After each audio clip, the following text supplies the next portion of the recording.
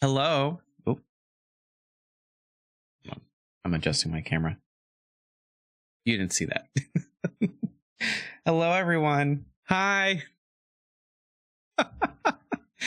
How are you all? I'm so excited to see everyone. You were like a split second. No one saw that. Everyone be cool, okay? Everyone be cool. Post as many farts as you can. Hello. Fern says hi. Amazing. Amazing. Hello, Fern. Hello, everyone. Let me go through and say my hellos because there's so many people. Hello, Goblin, my love. I'm so glad that you're here. Hi, B. Thank you so much for lurking. I'm so glad that you're here. Hi, Fern. Thank you for lurking. Hi, Pity. Hi, Felix. Felix, thank you so much for the wonderful and lovely things. I'm so excited for today. We're talking about one of the coolest aircraft of all time, one of my personal favorites. And also, yesterday was my birthday. It was so exciting. It was so much fun. I had 5 hot dogs. I had 5 hot dogs. We watched airplanes. I found out that you can look up the local airport radio that you're at and just listen to it online on a website. I think it's called Live ATC or something like that. It was so much fun. We listened to airplanes. We watched them. There were several small children that were there that were probably almost as excited as me. Oh, thank you, Goblin, for the throne wish list. Yeah, if you want to help donate to different things that I have on my throne wish list, I currently have added the Microsoft Flight Simulator because it's on sale right now before the end of the month, and also a joystick. And if I have both of those, then we could do streams where I actually fly planes on stream and we go to different airports around the world. And I think that would be fun. I think we could do something like that. Oh, excuse me. Could you fly the Blackbird? Maybe. I don't know. I know some have it modeled in. I'd have to go check. I think you can also get like additional packs that people have created to go with it, but I'll do more research on that. At a minimum, I know that you can fly a lot of other very famous airplanes, and especially a lot of jets and things like that. So it would be very cool. So without further ado, I just went through and looked. I have created for you today. How many slides is this? How much did I do? 56 slides. I have 56 slides that I created mostly yesterday and today that I'm excited to show for you all. If I can get this to work. Yes, okay. That I'm excited to show for you all. So let me go ahead and do our announcement. We'll get into it. I'm so excited about these frogs. I'm so excited about these frogs. I also need to make one for airplanes now, I guess. There will be probably clips of airplanes and stuff from me. So let me go ahead and do this. Good time zone, froggers. This is your captain speaking. We're going to be taking off into learning about the SR-71 Blackbird in just a moment. I'm so excited to share this all with you. I hope you have a wonderful time. And thank you for choosing Frog Air on this wonderful day. All right, let's go ahead and get into it. Let me go ahead and actually start our music that we have. Here we go. If the music is too loud, if I'm not loud enough, just let me know. I went through and adjusted a bunch of stuff. So I'm hopefully sounding better and more clear, and things work a lot better. So let's do this. All right, here we are. So today I am talking to you about the SR-71 Blackbird. This is a stealth reconnaissance aircraft that was created and put into service in the 1960s and flew until around 1999. It had an entire service history of about 35 years. And throughout its time, it set hundreds of records. It's quite literally one of the single most famous aircraft of all time. Used to have a miniature of this. That is so awesome. I love these things. I'm like, I actually don't have any miniatures of it. I might get one at some point. They have so many models of them out there. This aircraft has been noted in so many different TV and movie appearances. It's known as the the aircraft that the X-Men used. They used a modified version of the SR-71 because it's just that cool. This aircraft has a stunning service history with a bunch of different things. You find in the attic. Oh my goodness, Fern. I'm gonna get too excited, but I would be so honored. And I would absolutely have to show it off on stream because it would be so cool. If I ever get to a point where I can have like a display case behind me, it would absolutely be on there because this is one of the coolest planes of all time. Of all time. Don't worry about it, Fern. It is okay. If it's not there, that's all right. But so let's go ahead and talk about this thing, about the SR-71 Blackbird. I have so many different things lined up for you all. Let me go ahead and get this on real quick. Man, we'd love to see a pic, but don't worry. Absolutely. Thank you for that. Goblin is my spokesperson at this point. They're going through and getting everything set. So the SR-71 Blackbird. Let's go ahead and talk about this. So today we have several topics that we're going to be covering. I have broken them down for you. First, we're going to talk about why the SR-71 was built. What was its purpose? What brought it into service? Why was it created? Second, we have the design and development timeline. So how long it took to create, what specific design elements were included, things like that. We're going to talk about the aircraft specifications, including the type of fuel, even down to the tires of the aircraft. There's so many different little tidbits. And when I tell you, I've been studying this aircraft for a good amount of my life. And during the past 48 hours, oh, turn down the music like a tiny scooch. Yes, yes, yes. Let's see, I can do that here. How is that? Is that better? It should be a little bit better, unless it's too quiet now. There we are. Okay. Brain tired, having a hard time filtering. That is okay. Let me get... Oh, that one's still attached. Not anymore. Ow. That was a hair on my head. That I decided I didn't want anymore. Yeah, it was between songs, so it should be back now. But let's see. Okay, so the aircraft specifications. When I tell you all, I've studied this aircraft for most of my life. I've learned more about this airplane in the past 48 hours than I've learned in almost my entire life. And there are a couple of reasons for that. One, there's so much to learn about this aircraft, and having like dedicated study is really important. And two, most of what we know about the SR-71 has been revealed and released within the past 10 years. And even more within the past 5. Most of the stuff that's on here has been released since 2019. So most of this information is relatively new.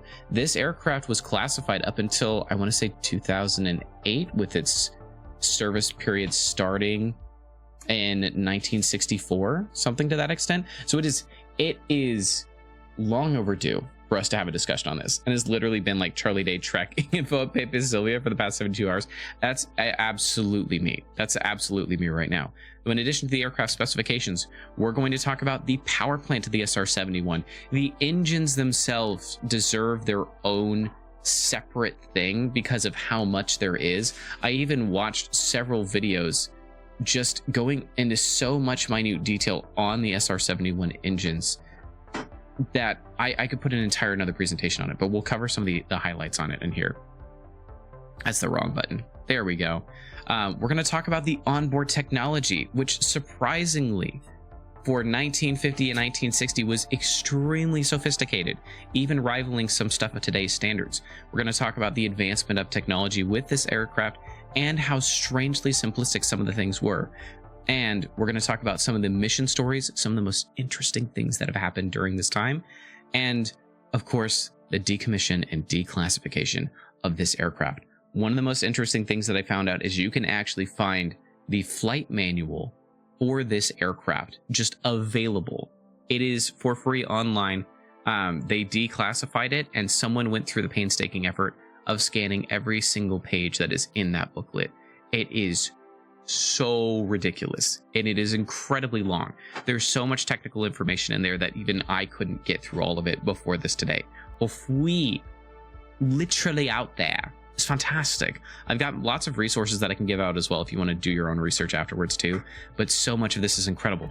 And in addition, I found something that was marked incorrectly on the Wikipedia page in addition to doing my own research. We're getting in deep today, folks. We are getting in deep. So first of all, we have to cover why was the SR-71 built. The SR-71 is a fantastic and incredible aircraft, but every aircraft is designed with a purpose, whether it is the Wright brothers learning how to fly and creating the first ever aircraft, or the space shuttle going into space to, update satellite information, run tests on atmospheric pressure and things like that. Every aircraft has its purpose. So why was the SR-71 built? Well, to do that, we have to run back through a little piece of history. We have to talk about the rise of reconnaissance aircraft. So for the longest time, a lot of reconnaissance aircraft were just fighters. They were just standard aircraft that you would use for pretty much anything else. And then they'd have maybe one additional person in it, or the pilot themselves would be tasked with photographing different areas or writing reports and bringing that information back. There became a need for specifically reconnaissance aircraft after the rise of jet engines. So while reconnaissance is not new to aircraft, the rise of jet engines, missiles, and the secrecy during the Cold War really drove the need for specialized aircraft. That's part of the reason that we're discussing this here, is especially with the SR-71, this is when aircraft really became stealth aircraft. There's a lot that goes into this here. The standard fighters had severe limitations as they could not get a pilot safely through enemy territory. So one of the problems that they had is that in order to cover, so for example, in the Cold War, it was the entire length of the Russian continent. In order for them to do that, they had to have an aircraft that could not only go fast, but far. And to do that is kind of ridiculous. That's a lot to do. Sandwich dancing like Elma. See, there we go. So special contracts were made to push new innovations in technology because the United States wanted to push the forefront of what was coming next, and that was reconnaissance technology. So after the concept of the sound barrier was pushed, especially, almost all aircraft and technology was advanced with these ideas in mind. So shortly after World War II, with the rise of jet engines, there were a lot of different advancements in airplane technology. There was a lot of new information that was found. One of that being that we could push beyond the sound barrier and go into what is called supersonic flight. And because most of this was relatively new information, not everyone really knew how to do that. And the SR-71 was one of the first aircraft that really took everything that we knew and applied it in such a succinct way to bring it all together. So, first, an idea. The Lockheed Corporation, led by designer Kelly Johnson, created a concept for a high-flying reconnaissance aircraft. This resolved many issues created by noisy fighters flying in enemy airspace. So basically, if it was too high, it should be safe, was the original concept and design idea. So with this, they thought, well, we'll need to make something that flies really high, that has a long flight time, and so that way we can basically make it as loud as we want, and it will be high enough that it can take plenty of pictures, no problem. So with that, they came up with the concept for the U-2. Now the U-2, I've actually had the incredible fortune of seeing it in flight. Actually, just this year, I was driving into work one day and quite literally saw one flying by, going towards an Air Force base. And this aircraft is very simplistic in many of its designs. I'll show you a little bit here. So, and also I'm gonna overuse the laser pointer on here because I've never used a laser pointer for presentations. So just be prepared for that. We've got all the information put together. It's everything here. And the laser, yeah, I found out that you can use a virtual laser pointer here. It's perfect. So this aircraft is essentially a gigantic glider. So normally gliders are characterized by their incredibly long wingspan. This aircraft has a over 100-foot wingspan, which is unheard of. Normally the wingspan is directly comparable to the length of the aircraft, but these wings are super duper long. This picture does not do it justice. We've got more in here. So I'll go ahead and show you the next one. So with this aircraft, like, look at this. Look at how long these wings are. These are huge, huge, huge wings.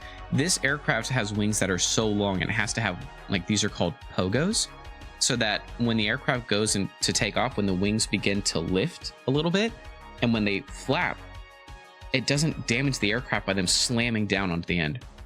Legs and wings for days, exactly. Reminds you of an albatross? Absolutely. But it's kind of the same design. So creating a long enough wing structure means that it can create significant enough lift that this aircraft was able to fly between 60 to 80,000 feet, higher than most aircraft usually fly. And for context, most commercial planes usually fly at around 20 to 30,000 feet, depending on where they're going. So flying double, even triple that amount was so much. Hey, how high? About 60 to 80,000 feet. So usually about 60,000 feet, that's about where this caps out at the time, because it's so high. It's high enough that you can see the curvature of the Earth. Mythbusters actually flew in this specific aircraft. This aircraft is still in service today, because why not? You know, able to do stuff like that. They're mostly used for different testing and stuff like that. They're not used as commonly for actual surveillance and things like that, just because we have satellites and things now. So satellites usually cover that. But being able to go through and to test to still fly around, things like that, it's what this thing does. It is incredible. So they nicknamed this aircraft the Dragon Lady. And part of the reason that they named it that was because this aircraft was incredibly difficult to fly. It was designed for a single pilot who would fly over, take pictures, and then come back to base with the information all installed. So the U-2 allowed to fly high altitude reconnaissance covering large areas for photography while keeping the pilots safe from ground fire. Or so they thought.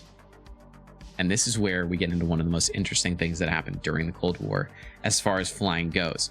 So there was a U-2 incident on May 1st, or May Day, within 1960. An American U-2 spy plane piloted by Francis Gary Powers was shot down over Soviet airspace. And this is actually the wreckage of that aircraft. It was monumental. This made headlines. It was one of the most intense incidents during the 1960s, especially because this actually happened during a United States and Soviet Russia peace discussion, that they found that the United States was actually flying spy planes over their airspace. No one had ever been able to prove that the United States was actually doing this, although there had been many suspicions. And so this led to some of the most intense discussions following that. So with all of that in mind, they had a spy plane. The spy plane was not enough of what they needed. So the creator of this, Kelly Johnson, went back to the drawing board. So they needed something that could move faster, fly higher, and ultimately be better than all of the shortcomings that they had found with the U-2. There were so many different things. I actually read different stories where Kelly Johnson was quoted as saying the U-2 to the SR-71 is like a covered wagon to a NASCAR race car. Just the amount of design changes, the amount of technological advancement they made between those two aircraft was so far and beyond that they literally reinvented the way that we fly today with everything that they put into it. As soon as they heard about the U-2 being shot down over Soviet Russia, they put together a plan and said, we want something that will fly, I think the estimate was about 3 miles higher, and to go 3 times faster than the speed of sound. It's everything in threes they did, which was absolutely nuts. They went so far beyond this. So before we get into the SR-71 itself, we also have to talk about its creator, Kelly Johnson. Kelly Johnson is an absolute mad lad. He made so many different aircraft. So for example, the Model 90 Orion, which was the first airliner with retractable landing gear, was faster than any known military aircraft at the time. It was not a large aircraft by any means, but because the gear was retractable, that was huge. Most aircraft did not have retractable landing gear at the time, so having retractable landing gear, which is standard on pretty much all aircraft these days, was monumental and caused such a stir within the aircraft community that almost every aircraft beyond that point was made with retractable landing gear. He also made the Model 10 Electra, which was most notably flown by Amelia Earhart, the famous female flyer. In addition, they also made the Model 12 Electra Jr., which was like an upgraded version. There's a couple of others in here that are incredible, but especially the P-38 Lightning, my personal favorite aircraft, was in here. It was the first fighter to exceed 400 miles per hour. It has the record for the longest interception mission of World War II. It was phenomenal and fantastic. They also made the Constellation family, which was the first family of pressurized airliners. So you're seeing a pattern here of retractable landing gear, the fastest fighter during World War II, exceeding 400 miles an hour as a propeller aircraft, mind you, a propeller aircraft. It was also the first invention of, should share a pic of the P-38 Lightning blueprint later? Oh, we should. That would, yes, we'll have to do that. But also inventing the Constellation family, the first family of pressurized airliners. Kelly Johnson was a man who was able to see potential openings within the laws of physics. And by openings, I mean like literally taking the laws of physics themselves and applying them to things to then make the aircraft better, to push the envelope of everything that we know about aircraft flying, the ability to get things done as of today. He also made the F-80 Shooting Star, which was the first successful American jet fighter. It wasn't the first jet fighter, but this was the first one that actually made a difference between propeller aircraft and jet aircraft. It's seen as the first leap into what was going to be the age of jet. Hi, Drew. Hello. Thank you so much for coming. I'm so glad that you're here. Thank you so much for the happy birthdays. I hope that you're having a wonderful Sunday. I'm having such a good time right now. I feel very, very at home and in this space. This guy was like the Einstein of airplanes. Essentially, Kelly Johnson made so many unique advances as an individual engineer within airspace that he literally defined what we do with aerospace today. So he's, again, one of the people that I consider to be one of the most important people within aviation. And among many others, there's so many different people that brought it all together, especially. But yes. Hello. Hi, Jaeger. I hope you're doing well. It's so good to see you. The Simone Biles of aviation design. Ooh. I mean, I have an incredible amount of respect for Simone Biles. You're about to grab hot cocoa before bed. Oh my goodness. Thank you so much for sharing this time with us. I'm so glad that you're here. Hot cocoa before bed sounds so good. I might actually have to have a hot cocoa before bed just to make sure that I'm also prepped and equally ready. Thank you so much for spending this time here. Finish building your PC. Oh, congratulations. Oh my goodness. That is so wonderful and amazing. Do you want to throw out like just one spec on it that you're really excited about, like a GPU or something like that? Pumpkin spice flavored hot chocolate. Okay, I need to get me some of that. That sounds so good. That sounds incredible. Delicious and wonderful. Pumpkin spice PC build. Honestly, I'm pretty sure someone's done it. There has to be a pumpkin spice PC build. Hope I'm doing so well. I'm doing wonderful. Yesterday's birthday was one of the best ones I've ever had, and I'm very happy about it. The new CPU. Ooh. New GPU cannibalized an old one. Oh, okay. Ooh. Oh my goodness, fantastic. Congratulations on your new specs. I'm excited. That will be a lot of fun.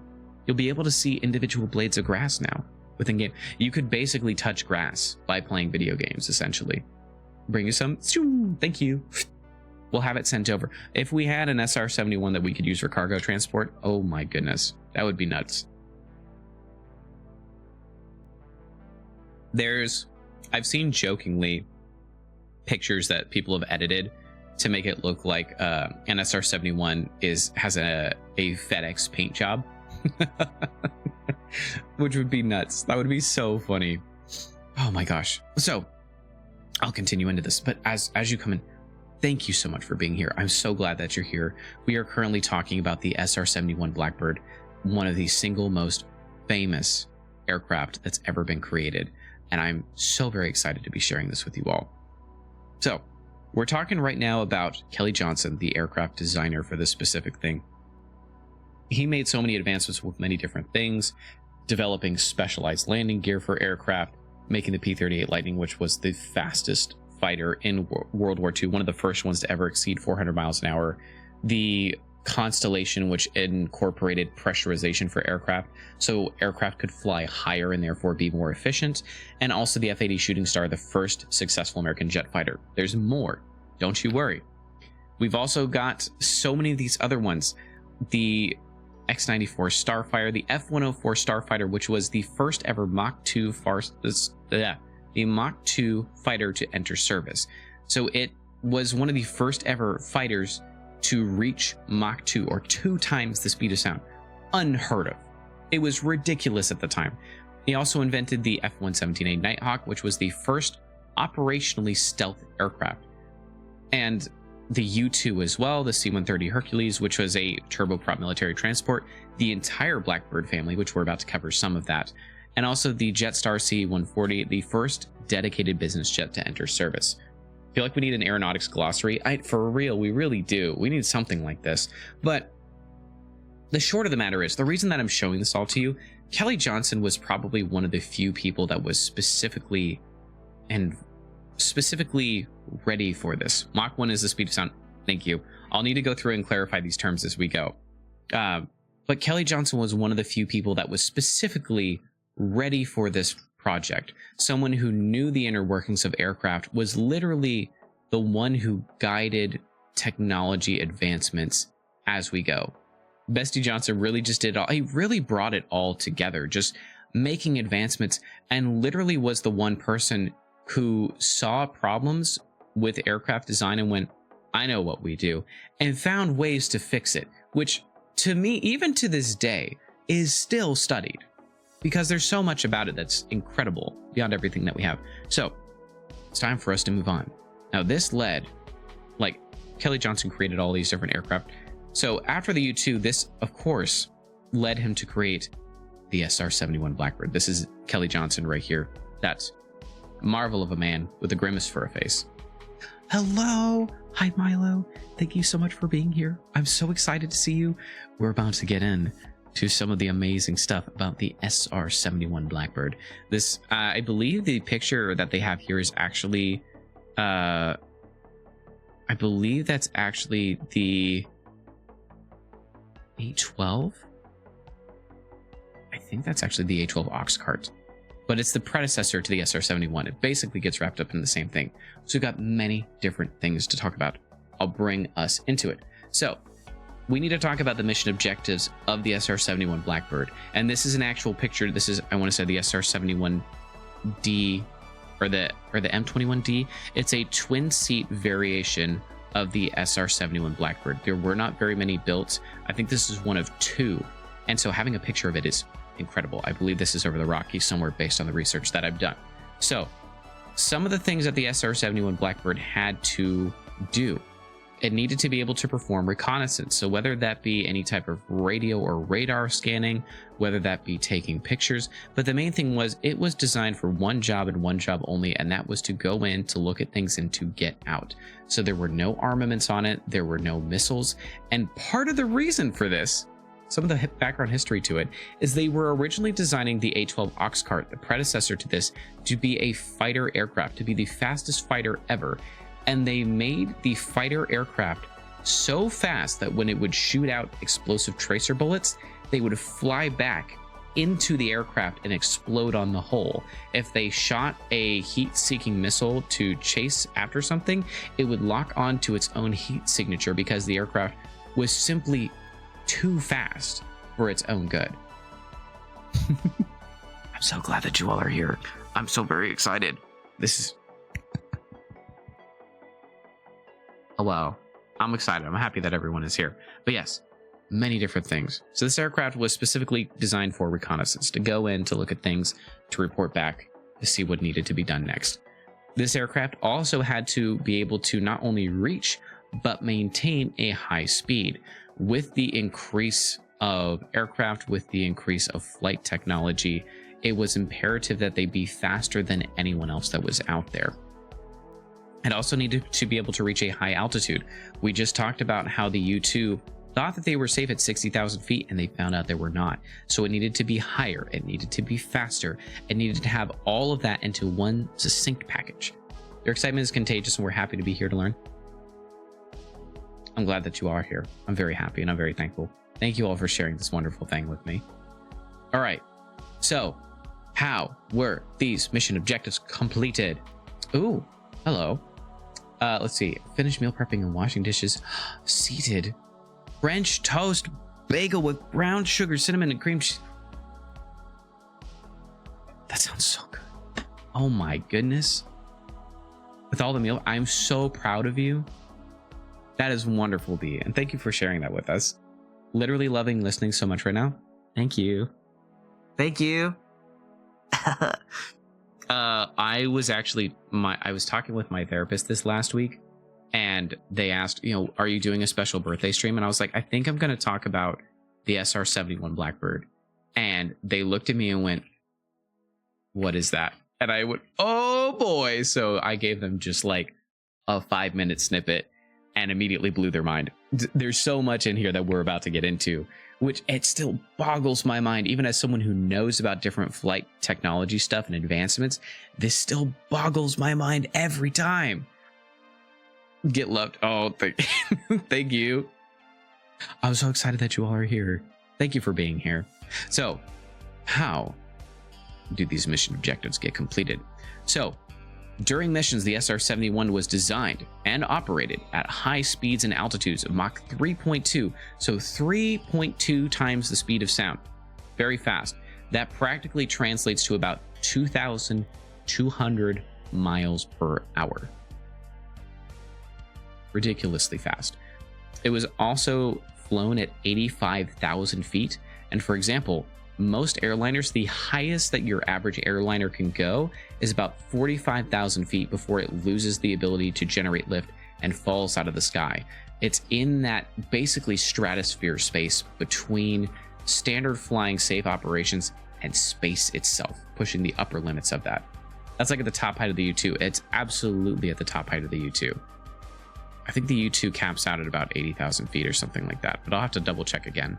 So because it flew so fast and so high, actually, this is so I'll back up a little bit. This right here is a direct excerpt from the Wikipedia, so I'll just read it in its entirety. During the missions, the SR-71 operated at high speeds and altitudes, Mach 3.2 and 85,000 feet, 26,000 meters, allowing it to outrace or entirely avoid threats. If a surface-to-air missile launch was detected, the standard evasive action was simply to accelerate and outpace the missile. This is not correct, and I just learned this. So, picture with me, if you will, the fastest car that you have. These cars move really fast in one direction. Like if you have a dragster, if you have a race car, they do their best in a flat-out stretch. The SR-71 was designed beyond that. It was not flown at Mach 3.2 in a straight line.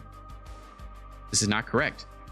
The SR-71 also combined maneuverability at high altitudes to allow for missile avoidance. So in addition to trucking through the air at 3 times the speed of sound at 85,000 feet, which is higher than like any human being should go at this point, in my personal opinion, it was also able to turn, to be able to perform standard basic maneuvers, which is to me is mind-boggling. Just being able to do any kind of standard maneuvers in regular airspace is difficult enough, but doing that at a speed which pushes your ability to comprehend speed is ridiculous. Every single pilot that's ever flown an SR-71 has at least at one point said, I don't know, I still can't comprehend how fast I was going. Like my body still can't fathom how much speed that was. Plane go a little too high. Always believe. My response to, okay, so basically the pilot crew had to be drift compatible to do anything. And we'll get into that a little bit. We'll get into that. There's so many fun and interesting things about that. So in addition, in the entire service of the aircraft, none were lost to enemy fire, and only one lock-on by a fighter was ever confirmed. So during the entirety of the SR-71's lifespan, no aircraft were ever lost to enemy fire, none were shot down, and only one lock-on by a fighter was found. And in my research, I found that it was one Swedish fighter over their own airspace, and it is a feat in it of itself. It is incredible. So now we're ready to move on to our next aspect, the design and development timeline. So, in this, let's see, we talked about this a little bit. Lockheed's previous reconnaissance aircraft was the relatively slow U-2, designed by the CIA. In late 1957, the CIA approached the defense contractor Lockheed to build an undetectable spy plane. This project, named Archangel, was led by Kelly Johnson, the head of Lockheed's Skunk Works in Burbank, California. The work on the project Archangel, I can't say Archangel, Archangel, began in the second quarter of 1958 with the aim of flying higher and faster than the U-2. Of 11 successive designs drafted in a span of 10 months, A-10 was the front runner. Despite this, however, its shape made it vulnerable to radar detection. After meeting with the CIA in March 1959, the design was modified to have a 90% reduction in the radar cross-section. The CIA approved the project and the contract for Skunk Works to build a dozen spy planes named A-12 on February 11th of 1960. In 1960, the down of Francis Gary Powers U-2 underscored the aircraft's vulnerability and their need for a faster reconnaissance such as the A-12. So they already had the A-12 in design process. They were already creating the predecessor that would lead to the SR-71. But many people didn't believe in the project, and it wasn't until the U-2 was actually shot down in 1960 that it was determined that they needed something more. So this leads to the A-12. And this is still one of the most incredible pictures. If you can believe it, I originally saw this picture on the left over here from Tumblr. It's originally from the CIA. So, of all of the goofy things in there, they've got all sorts of stuff. So these are actually two different photos here. Oh, gee, it's the Tumblr plane. This is absolutely the Tumblr plane. This is where this comes from, is from Tumblr. If you don't know, Tumblr actually invented the SR-71. It's not true. Don't quote me on that. So this is the A-12 creation factory. They had so many different components in here. It's giving you Star Wars. Now, absolutely, it looks like these look like pod racers or like ships out of Star Wars. All of this is kind of ridiculous. Official CIA.tumblr.com. No, absolutely. So this on the left-hand side, these are the A-12s in creation in the Skunk Works facility at Burbank, California. On the right-hand side, this is an SR-71 that has completed production and is undergoing some maintenance checks. So you can see it has multiple different plugs right here, covers for the actual windshield and visors itself. And this component is open so you can see the interior of the engine housing. Now, one of the interesting things on this is about 90% of the aircraft, 85 to 90% of the aircraft on the exterior was made of a titanium alloy, which, if you know anything about titanium, titanium is pretty heavy and not easy to refine or manufacture. During the creation of the SR-71 is actually when they found out the most that we know right now about the manufacturing, machining, and creation of titanium for components and parts. They found that if you use standard water and not distilled water, it would create a corrosive effect on the titanium. If you use specific welding materials that we commonly use in other stuff, and not like specifically made ones for titanium, it would corrode the aircraft as well. So many different things. And as a result, they ended up rejecting about 80% of the materials that were sent in for the SR-71. So they had quality checks that you would not believe, that were far beyond anything else that we've seen, because this aircraft had to be perfect. It had to have everything put together in the exact right function.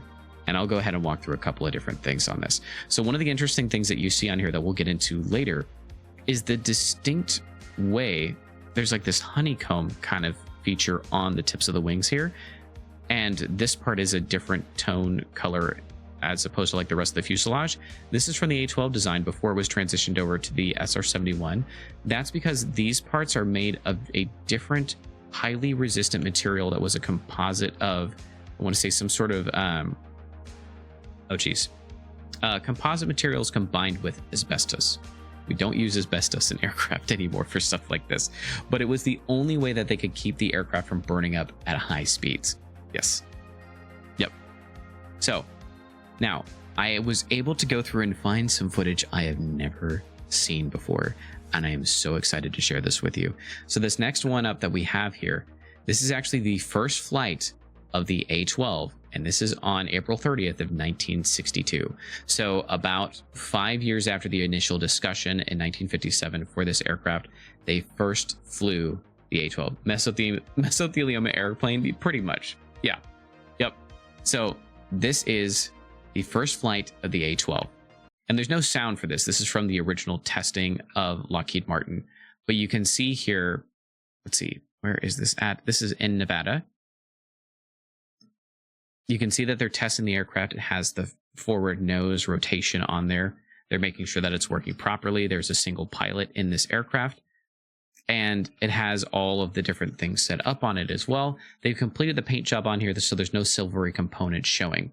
This is the predecessor to the Blackbird. Yes, this is the A-12 that eventually would be the design predecessor to the SR-71. This was designed to be a single pilot aircraft, and everything worked for the most part. I say for the most part, everything worked as they intended it to be, which for me is wild. Like 5 years of design, testing, and preparation to make an aircraft that flies on its first flight like this, that it works just so fine. Incredible. But yeah, they would fly it around, they would test it. And one of the things that's interesting here, I wonder if I can pause it.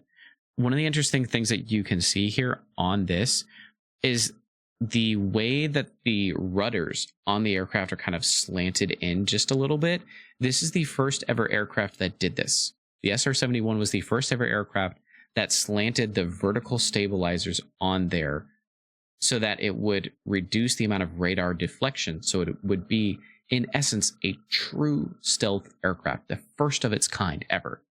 Why do you love planes? That is a wonderful, wonderful question. I love airplanes because when I was very, very little, I actually used to live near an airport and they would fly over there all the time. And I was fascinated with them from a young age. When I was growing up, I used to go and visit my grandparents all the time. And my uncle before me, who is now passed on, was a pilot. And so most of his books that he had left were still there. And I would read them all the time. I would constantly just read them ever since I was like 3 years old and older. Basically, from the point that I knew what a book was, I would read them. And it developed my love for aircraft. And that continued on through today. Just aircrafts have always been a fascinating thing for me. Something that really shows the collective effort to try and make something new for everyone, which I think is kind of cool. I really like it. But thank you for asking. I really love airplanes, and I'm glad that other people are starting to are not starting to, but I'm glad that other people like airplanes too. It makes it very fun.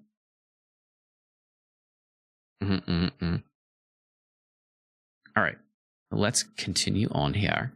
So let's see. This is, yes, I think this is just about the end of it here. Love hearing about people's interest. Thank you so much for asking. I really appreciate it. Oh yeah, so they had chase aircraft that would fly with it. I believe this is a F-104 Starfighter, but they had chase aircraft that would go with it. I think the music did stop because we're playing a video here. But this chase aircraft would follow along and would monitor it. It would fly under, around, over, just to get all notes on different things. Because one of the things that I feel like we don't talk about enough. Oh, look at this. Look at that. Being able to see all the way from back to front, flying with the landing gear down so they could test it and everything like that. I feel like one of the things that we don't talk about enough about the SR-71 and many aircraft that were out during this time is that this aircraft was created on paper. Like in concept and design, this was before the advent of computer systems that did more than very basic and simple calculations with specific parameters. So there was no design on this. This was all done in wind tunnels with actual flight tests and with people going around following it. Like there were no modeling systems. There was no way to know for sure how this was going to operate when they first tested and flew it. And so it's a true testament to not only the designers, but the initial pilots who first flew this aircraft. It's a lot that goes into it. I've got one other short video to show you all. See, this is the SR-71 in its first flight. So very similar to the A-12, but this is the SR-71 in its first flight.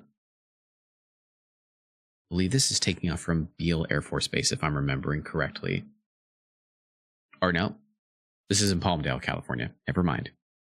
Eventually it went there. But you can already see the distinct differences. There's different markings on this aircraft. The paint job looks so much more clean. The logoing on it is different. Yeah, and this also has the 2 cockpit systems. So it's got a cockpit up in the front, and it has the radio service officer in the back as well. It looks much more finished. Yeah, absolutely. It looks so much more cleaned up. It looks like, I mean, it looks like a finished product. It looks like it's there and ready. It's also very long too. The SR-71 was about, I want to say, 107 feet long, which is really long. That's about the wing span of the U-2. What year would this have been? This was actually on December 22nd of 1964. Well, thank you for putting that in. And again, you can see on this the chase aircraft again as they're going through and following this to see, what's going on, making sure that all the different control systems are right as they go through and fly it around to test it. And again, I'd never seen this before. I always assumed that all of this footage was classified, but because of the declassification, it's now available. Look at that. It is so beautiful. Honestly, I sat in complete silence when I watched this for the first time. That's so cool. That's so cool watching them fly around. And look at that. And they made it back in. No problem. And it's interesting too that the chase plane would follow it all the way around. There's the drag chute that comes out the back. We'll talk about that a little bit more. We might even come back to this after we've talked about this a little bit, but can you imagine being the pilot for these first tests? I cannot. That the sheer amount of pressure that's put on these individuals of like being able to not only fly an aircraft that's never been flown before, but also just being able to help make history, I think this is incredible. So now we're going to talk about the aircraft specifications.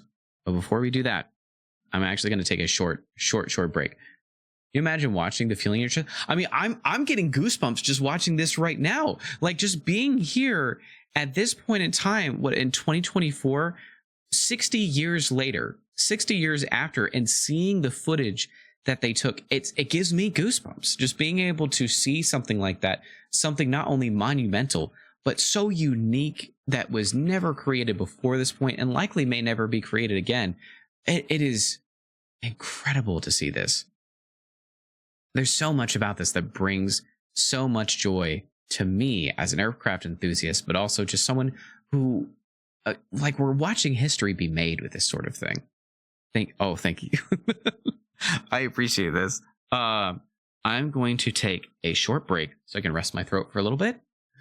I might actually make some tea, but I'm going to take a short break. We'll be back in about 5 minutes, and we'll talk more about the SR-71 because we're about to get into aircraft specifications, which is where things get very interesting. Ask if I wanted tea. Thank you so much. All right, let me go ahead and do our announcements. Good time zone, Froggers. This is your captain speaking. We've made it to our first checkpoint in today's presentation. We've got a lot more to talk about the SR-71. We're going to be talking about aircraft specifications when we come back, but I want to thank you all for joining us today, and thank you so much for choosing Frog Air. All right, I'll be right back. I'm going to get up and stretch. I encourage you to do the same. Have something to drink, have something to eat, take your medications if you need to, take your vitamins if you need to. I think I might do that too. But yeah, we'll be back in about 5 minutes for more aircraft specifications.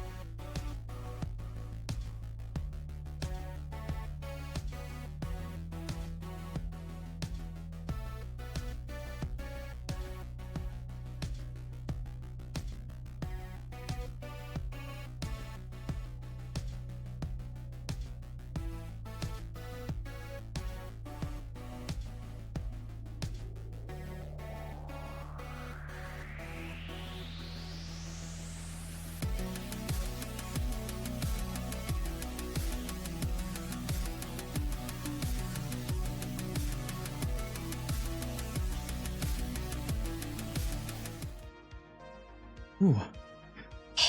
Thank you all so much. Welcome back, everyone. Oh, good night, Drew. I hope you sleep well. Thank you so much for coming in and hanging out. I appreciate you, and I hope that your hot chocolate was fantastic. Good night, good night, good night. Thank you for the welcome back. Thank you all so much for the kind words. I was literally running around getting my tea ready and almost crying. So thank you. It means a lot. I appreciate that you all were not only here and hanging out, but also just, it means so much. Yeah, I'm glad that we're all here. I'm glad that we're having a good time. Yeah. I want to learn some more about this incredible aircraft. We're about to get into the specifications, which for me is one of the first things that I go and look at as an aircraft, or as an aircraft, not as an aircraft, as a pilot. I'm not an airplane. One of my favorite things to do as a pilot is to go and immediately check the specifications of any aircraft, because I want to know what it does. This is, you heard it here first. I am not an airplane. Hello. Hi, Luigi. Thanks for hopping in. It's good to see you. Thank you. Thank you. I'm having such a wonderful time. My friend is an airplane. Is that a manga? I feel like that has to be a manga. My friend is an airplane. If not, then maybe we'll write one where our friend is an airplane. There we go. I don't like them putting chemicals in the water that turn the friggin' frogs gay. Do you understand that? Turn the friggin' frogs gay. Serious crap. Gay. Frogs, friggin' frogs. It's not funny. I'm gonna say it real slow for you. Gay. Frogs. Thank you so much for being gay frogs with me today. I really appreciate it. I'm glad that you're here. I hope that you're doing well today, Lou. I'm so glad that you're here. I'm going to talk a little bit about the aircraft specifications of the SR-71 Blackbird. And don't worry, I have a lot more pictures stored up as well. I spent so many hours just finding pictures, and I think I put almost all of them in here at some point. So they're here. Macaroni with chicken strips. Ah. Thank you. Get this out of your system while I can. You can do it at any point in time, and I'll pause. We'll let it happen. My friend fell into a manhole and came out as a plane. This is really like the transgender to airplane pipeline is so real. It's what happens when you start liking Bionicles as a child, and then you realize you're trans, and then you become an airplane. It's just what happens. It's just what happens. All right. Let's go ahead and talk about some of the aircraft specifications of our dear friend, the SR-71 Blackbird. So, up next, we want to talk about some of the general specifications because the SR-71 has a lot to it. For its crew, it's two. It's a pilot and a reconnaissance systems officer, or an RSO. Oh yes, I love Bionicles. Are you also trans?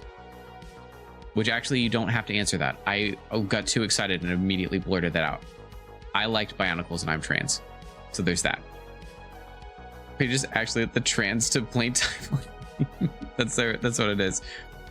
Are JoJo's jet planes just mid-transition then? Kind of. I would imagine so. Because it's called a stand and not a fly. You know. I'm just a boring old queer. I don't think that's ever true. A boring old queer. I've met some queers that are old, but I've never met any that are boring. So there's that. Older sister always attributes the magical girl to trans pipeline. That's fair. That too. That's something that'll pop up. But yes, as Goblin pointed out earlier, you've got two drift compatible persons, a pilot and a reconnaissance system officer. The aircraft itself is 105 feet and 5 inches, which actually, let me see if I can find a good comparison here for y'all real quick. I'll do this. Let's see.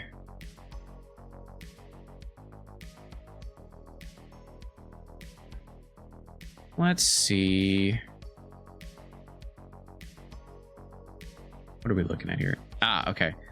Most aircraft that you would fly on these days, your standard Alaskan Airlines and Southwest and stuff, is the Boeing 737. Not great right now, but you know, let's see. The average length of the Boeing 737 MAX 8 is 138 feet. 138 feet. So your average jetliner is about 130 feet or so.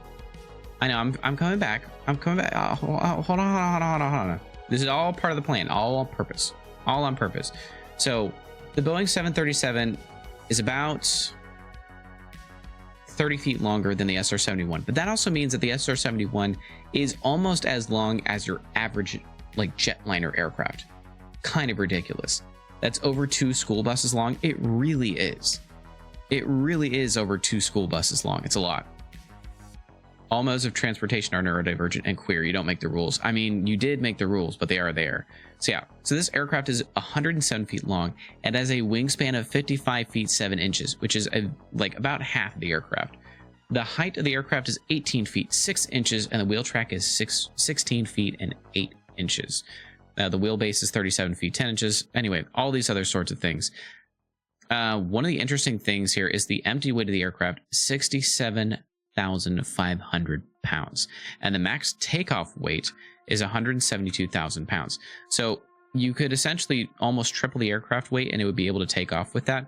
But that is more than the aircraft was able to hold. I remember reading up on some of this, that the estimation of the aircraft fuel capacity, where is this? The fuel capacity, actually, where's my laser pointer? There we go. The fuel capacity here, 12,219.2 gallons, or US gallons, and 6 tank groups, or 9 different tanks.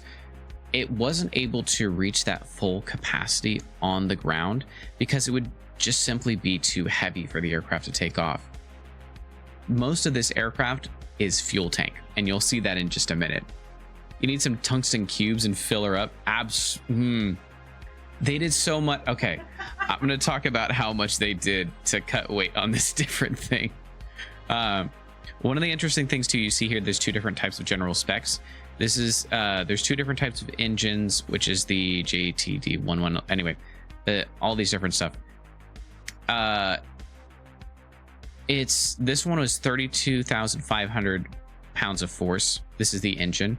32,500 pounds of force for a fixed inlet engine, but the standard engine inlets were a 2-position type inlet that had a range of about 26 inches forward and back, very far for that point to move, and that was about 34,000 pounds of force, all that kind of stuff.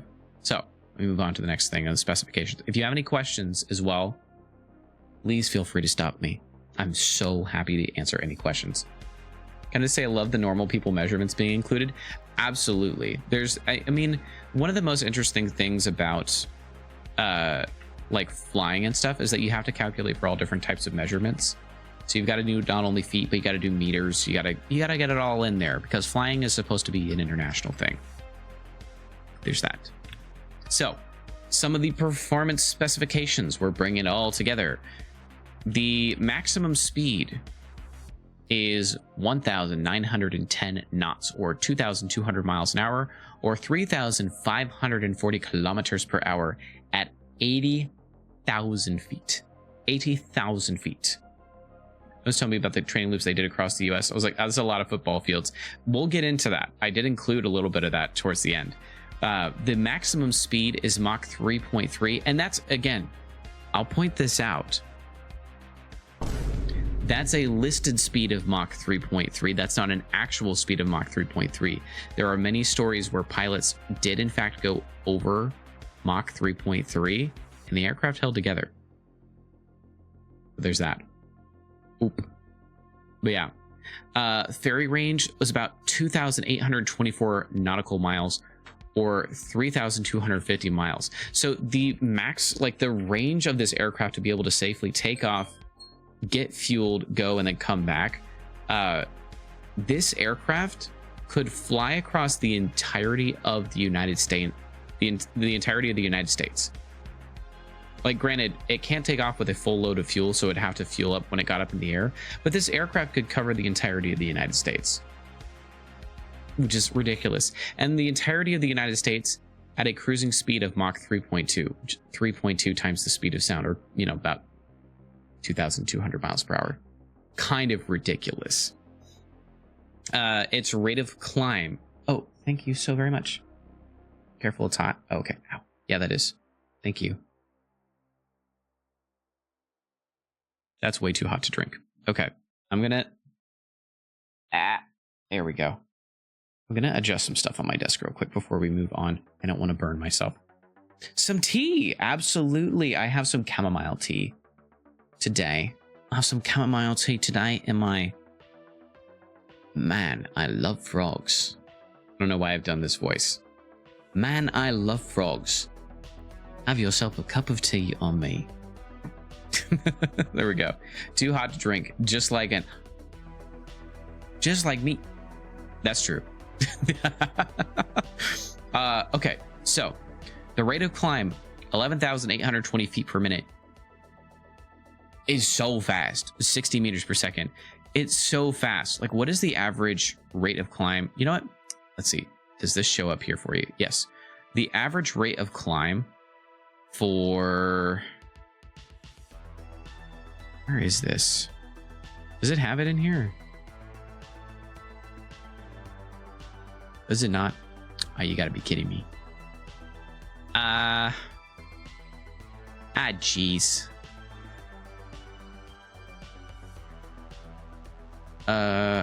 Rate of climb. Let's see. Oh, performance details. All right, now we're talking. Let's go. Okay, let's see. All right, it looks like it doesn't say a max rate of climb, but an average rate of climb. Let's see here. An average rate of climb that they've got on this is 2,500 feet per minute. 2,500 feet per minute. You compare that to the SR-71 Blackbird, which their rate of climb is 11,000, almost 12,000 feet per minute. So, you know, like 5 or 6 times the rate of climb of your average airliner. That's so fast. That's so much force that's being put on the body of a pilot. I knew this stream was going to break your brain. There's so much that we haven't even gotten into yet. There's so much more that we're going to get into on this. The wing loading was 84 pounds per square feet. So for every square foot of the aircraft, it had to sustain 84 pounds of pressure. And the interesting thing on this, the thrust to weight ratio for the SR-71 is 0.44. So most aircraft, like, we'll go with the, we'll see here, F-15 thrust to weight ratio. The F-15 thrust to weight ratio is, oh, it's just barely off screen for you there. Let me see if I can get the specs on this. Specifications. Let's see. Thrust to weight ratio is 1.07. Now, this is pretty standard for most modern fighters and most modern fast aircraft, is a thrust to weight ratio of about 1:1. And that essentially means that when the aircraft is going straight up, that the amount of thrust that it outputs is such that it will counteract the forces of gravity. So you can fly essentially straight up. That's a 1:1 thrust to weight ratio. The SR-71 Blackbird, despite the amount of thrust that it had, only had a 0.44, so less than half of a thrust to weight ratio of what a normal aircraft has these days. Which is very interesting to me. They put all of that together. So now that we talked about the performance specifications, we're going to talk about a couple of other interesting things. One of the interesting parts about the specifications of the aircraft is the radar testing that they did for this. This that you can see right here is a flipped upside down version of an A-12. And I think this is an actual A-12 aircraft that they're showing right here. They have this hooked up so that they could get a radar cross section for it. And the A-12 and SR-71 are some of the first ever recorded aircraft to actually have stuff put in to reduce the radar cross section of it. Oh, that is so good. Oh, that's delicious. Flipped? Yes. That is what that means. How do you reduce a radar cross section? we'll talk about it a little bit. So one of the interesting things you can see on here, I'll get my laser pointer for you. One of the interesting things that they've done is they've like most the way that radar works is it sends out either light or sound waves that then reflect off of a surface and then come back. And so the way that that works is it sends out something of a ping, and that ping bounces back. And based on the way it bounces back, it interprets those signals to develop kind of a model of whatever it is that it's looking at. That works with a lot of radar and sonar. Mentioned we're talking about plane. He said, by far the best plane. Literally, see, your dad knows. Pitty's dad is right on this one thing. I can't speak to many of the other things, but on this one thing, Pitty's dad is right. I'll say that much. But yeah, this specific aircraft, so you can see the reason that they've actually canted in the rudder structures on there, the vertical stabilizers, is because that reduces the radar cross section. So when there's something coming in and bouncing off of it, it deflects the radar signals in such a way that it is less likely for it to get back to the original point at which that radar beacon was sent out. So those reflections kind of just get lost. They also developed the aircraft to be as flat as possible, and to also have, these are called chines on it. So the aircraft kind of comes down like this. So kind of like a little smush. And because it's got that little smush to it, it scatters the radar signals back out. So it's less likely for it to get back to the original point of origin. The smoosh, absolutely, it comes down like a very thin point. This is almost sharp. Like, part of the reason that they had this leading edge brought down to this sharp point like this was, one, so it could cut through the air with a lot more efficiency, and two, so it could reflect the radar. They also put in a specially reflective paint on this, and I learned this. The paint is actually a dark blue. It's not black, but it's such a dark blue that it's almost impossible to discern it from black. And the reason it is that color is because it would absorb and reflect any radar indications that were coming in. So the radar cross section of this aircraft, or about the blip that would show up on radar, was less than half the size of the actual aircraft. So if you were trying to accurately find this aircraft in the night sky by using radar, it would be nearly impossible. Now add that to the fact that this aircraft is going 3 times the speed of sound, and at 80,000 feet. Trying to pinpoint something like this was nearly impossible, and it made it so much easier for it to avoid detection, to avoid any incoming missiles, and also to keep its crew safe. So it did all of those things with ease. Now, one of the other reasons that they had this specially protective paint was for another reason. And we're going to get into that in just a moment, because this aircraft, just like the tea that I've had, too hot to drink. Far too hot to drink. Let me go ahead and break some of these down for you. These are the temperatures that are outside. Could you imagine if they painted it Vanta black? Oh, I'll tell you exactly what would happen if they painted it Vanta black. So I'll go ahead and explain some of these. These right here are the heat indexes that were recorded on the outside of the aircraft during normal flight. And this shows the degrees Fahrenheit of the aircraft. You can see that at the thrust portions back here, that these would get up to 1,200 degrees, 1,200 degrees. On the outside or exterior of the aircraft, on the leading edge, this would get up to above 600 degrees Fahrenheit during normal flight. And it shows right here, the cockpit, 622 degrees Fahrenheit on the outside. There was so much heat that was on the outside of the cockpit window that the inside itself would be around 200 degrees Fahrenheit. So hot that if you put water onto it, it would be near boiling instantly. So you couldn't touch the interior of the windshield of the aircraft because it was so hot that it would almost transfer into the aircraft. They had to have specialized conductors and specialized air pressurized systems within the aircraft to keep everything cool. A lot of this slide is just titled hot. It's so hot. How many raw chickens can we strap to the outside of this guy? I don't think that you would be able to strap it down in a way that it would stay on during the entirety of flight. I don't think there's any possible way we could do that. At least not without significantly hampering the efficiency of the aircraft. Would love to nap in there. You could take a little nap right in here. I mean, look at all this. There's so much about this aircraft that's just so wild. Strap them in for long enough to cook? I mean, maybe. The speed of sound vaporizing raw chickens in Ultra HD. Rain down on the hungry people. Me. If we could. I mean, the aircraft chicken delivery system, I think, is something that we haven't really tapped into yet. It's an untapped market. So we should get into that. But yeah, so part of the reason that the aircraft had this dark blue paint was because it would help with radiating out the heat. Now, most modern aircraft will have white paint jobs, and that's because it helps reflect the heat as much as possible. But because they already knew this aircraft would be generating so much heat, they had to have something that would dissipate the heat faster than it would generate. And especially because this aircraft was flying at 80,000 feet, at 80 to 85,000 feet, the heat that's generated by the sun's rays due to atmosphere is so minimal that having the aircraft painted a dark blue or black is actually better for it than having it being painted white. And they found this out with a couple of other aircraft like the XB-70 Valkyrie that was flying at the same time. That aircraft was painted white, but it was not able to withstand the heat in the way that the SR-71 was. And that allowed it to, that allowed the SR-71 to fly at these extreme speeds for such a long amount of time.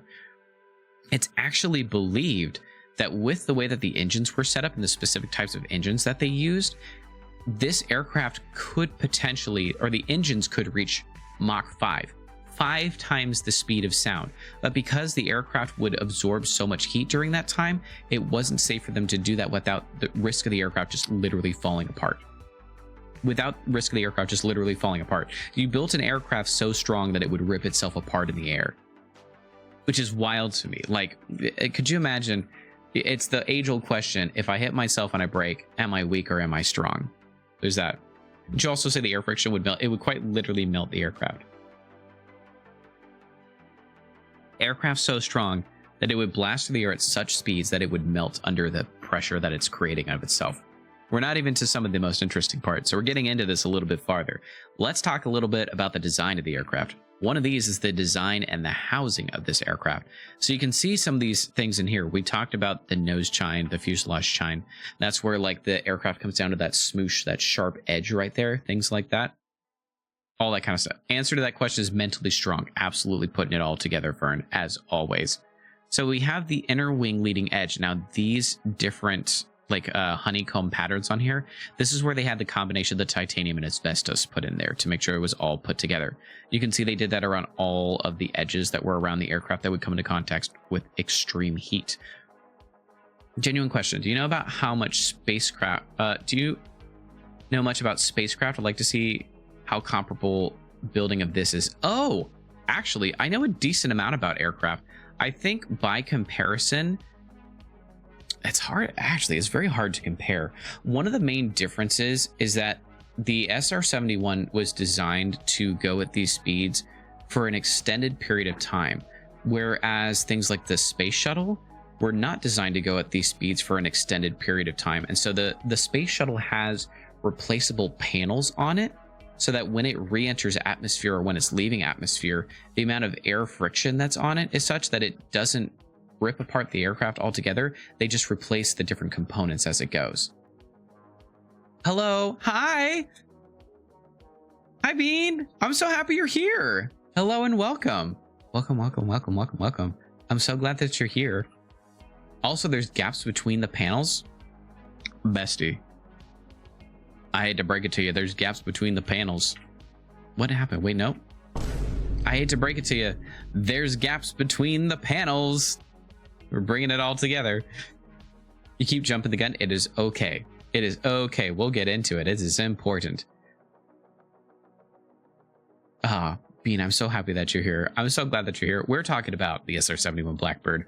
We're about to get into some of the most interesting components of it that run the entire thing.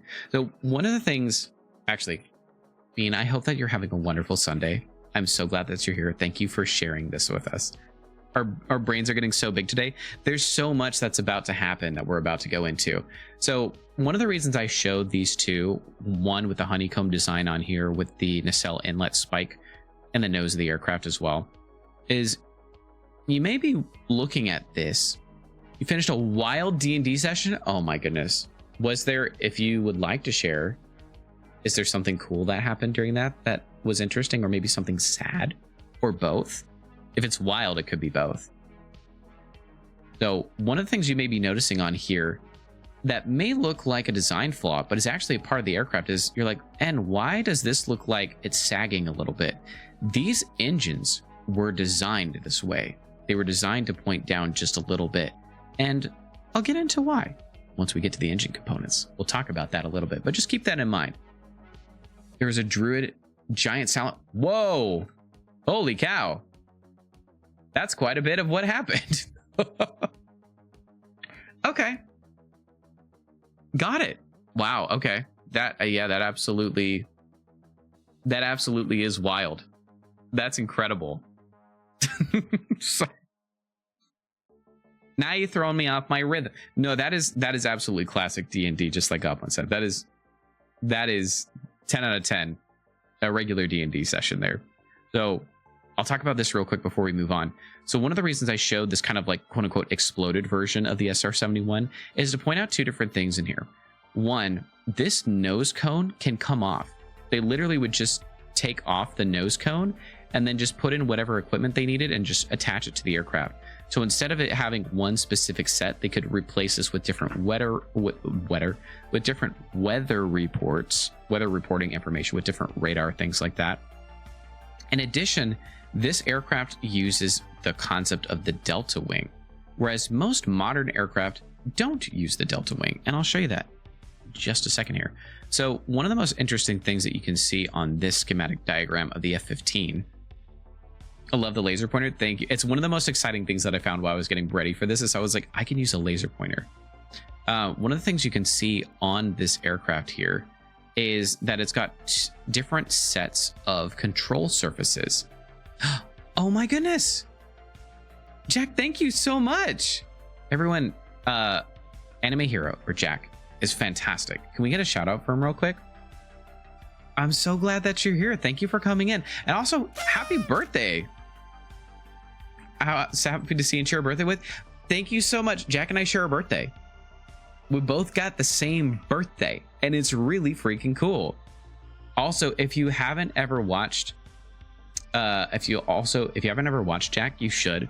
He does a lot of very fun things, specifically focused on a lot of different fighting games that, like, a breath of fresh air into the fighting game scene. It's so much fun. Just got back for the movies. Ooh, oh, thank you so much for coming.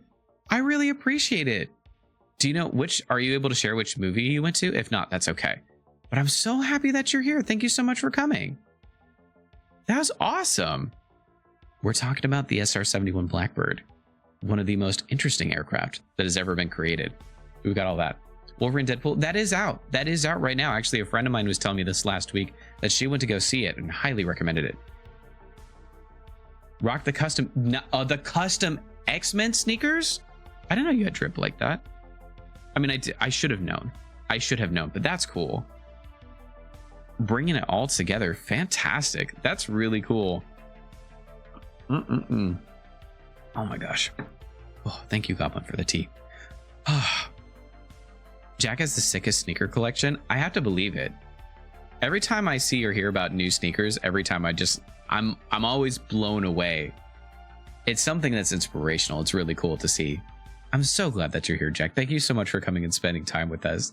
I'm so glad that you were able to make it, and also so glad that you stopped in. Thanks for sharing a birthday with me. Okay, so I'll run two quick comparisons real quick before we go on and get in too much deeper than this. But one thing that you can see on here real quick is the SR-71 only has one set of control surfaces. It's got the twin tails here. It's got 1, 2, 3, 4 control surfaces back here that run in tandem with these. A little reminder and birthday. Oh, thank you.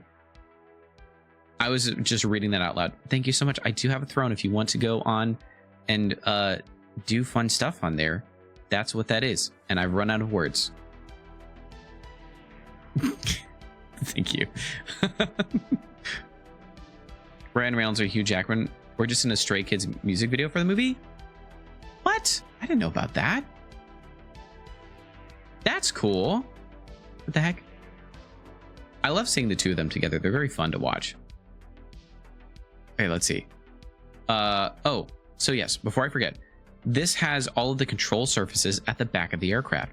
Most aircraft will have two different sets of control surfaces.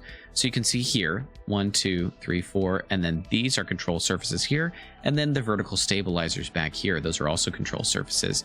The way that an aircraft is usually formatted is that there will be elevators that are on the tips of the wings out here, and then elevators that are towards the back of the aircraft. Or, sorry, ailerons that are towards the tips of the wings and elevators that are towards the back of the wings.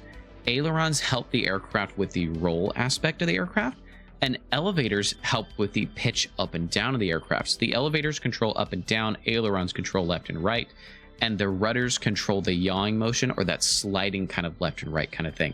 Those combined help the aircraft stay afloat, essentially, because air is essentially kind of like a variation of liquid. If we look at this, you can see that it doesn't have those same patterns here. So the way that these work is they actually developed a new system to control what are called elevons, which are ailerons and elevators in one fluid motion. So if you needed to go up, all four of them would rotate up. If you needed to turn left, they would rotate and move together as one cohesive unit to help turn the aircraft, to help move it up and down, all while keeping them safely back here so you could reduce the amount of drag that came on the aircraft, or the amount of friction that is put on the aircraft, by keeping everything all composed back here. Really fascinating stuff that they put all together. And one of the other amazing things too, as on most aircraft, they have small components like the tail components back here, or the vertical stabilizers. These are the components that actually turn the aircraft. Whereas with the SR-71, because of how much turning power they needed, this entire structure moves. This entire tail structure moves, the whole thing. So instead of just having a part in the back that flaps around a little bit, the entire structure moves all together. But yeah, that's how we're bringing it all together. Now, we want to talk about some more interesting stuff as well. So one of the most interesting things about the aircraft is, in addition to everything else, the fuel system. And it's kind of hard to see from this original design specification that they have here, but this is a better example here. So this shows not only the J58 engine, but the flaps and everything like that, but also the fuel system. And you'll see that most of the aircraft is actually just fuel. They had to design a new way for the aircraft to house fuel, because the standard plastic bladders that they would use in an aircraft for something like this, or rubber ones that expand and contract or are specific sizes, that would melt at that high speed. And if they had standard steel or aluminum containers, it wouldn't be able to hold everything properly because it would cause too much weight on the aircraft. They needed this thing to be fast. They needed this thing to be light. They needed this thing to be limble. It puts it all together. If a specific single for the soundtrack, oh my gosh. That's so cool. Okay, I'll have to check that out. That sounds awesome. That's me. Plastic and rubber can be really strong. You also lose your mind when you think about them being in things like this. It is really fascinating. A lot of modern aircraft that I've worked with, especially commercial liners and stuff, they'll use a type of composite material that's made of that to help keep all the fuel in it, because it's lighter, it's easier to use, and because they're not in the SR-71, they don't have to worry about it melting. So it keeps it all together. It keeps it all together. The aircraft also used a specially designed fuel called JP8, and they added a ton of different additives to it to make sure that it wouldn't spontaneously combust. Now, because, if you'll remember, the previous slides we looked at, because the external temperatures of the aircraft were around 400 to 500 degrees Fahrenheit, on the inside of the aircraft, they had to make sure that this fuel wouldn't just ignite on its own. So with all the additives that they put into the aircraft, the fuel had an ignition value of 400 degrees Fahrenheit at a minimum. Anything below 400 degrees Fahrenheit, you couldn't ignite it. They did tests of it where you'd strike a match and throw it into like a bucket of the fuel. It wouldn't even torch. It wouldn't ignite. Nothing would happen to it. This fuel was so incredibly stable. They actually used it as a coolant, as hydraulic fluid as well. Just everything about this aircraft, they crammed as much fuel into there as they could, and they used it for a lot of the different systems as well. That's hot. It's so incredibly hot. It's so incredibly hot. And also, one of the interesting things too that they had on here is when they were flying the aircraft, they would very manually pump nitrogen into the fuel tanks as well to like push the fuel back, so that while this aircraft was in flight, it would move the center of gravity more slowly aft. And that's something that you want in an aircraft like this. I'll explain a little bit. So in most aircraft, the center of gravity is usually about a little bit like between the two engine components. So about here. On this aircraft, because the nose was so far forward, it would really be about here, kind of a little bit farther forward here. Kelly really popped off with this plane. Mr. Johnson really put everything in here. So as the aircraft continued in flight, the center of gravity would move farther back. And that's helpful. That's helpful because it means that there's more of, that the aircraft has more of the stability near the control surfaces. So imagine, if you will, if you have the aircraft, and I'm going to do this. I'm using the pen example.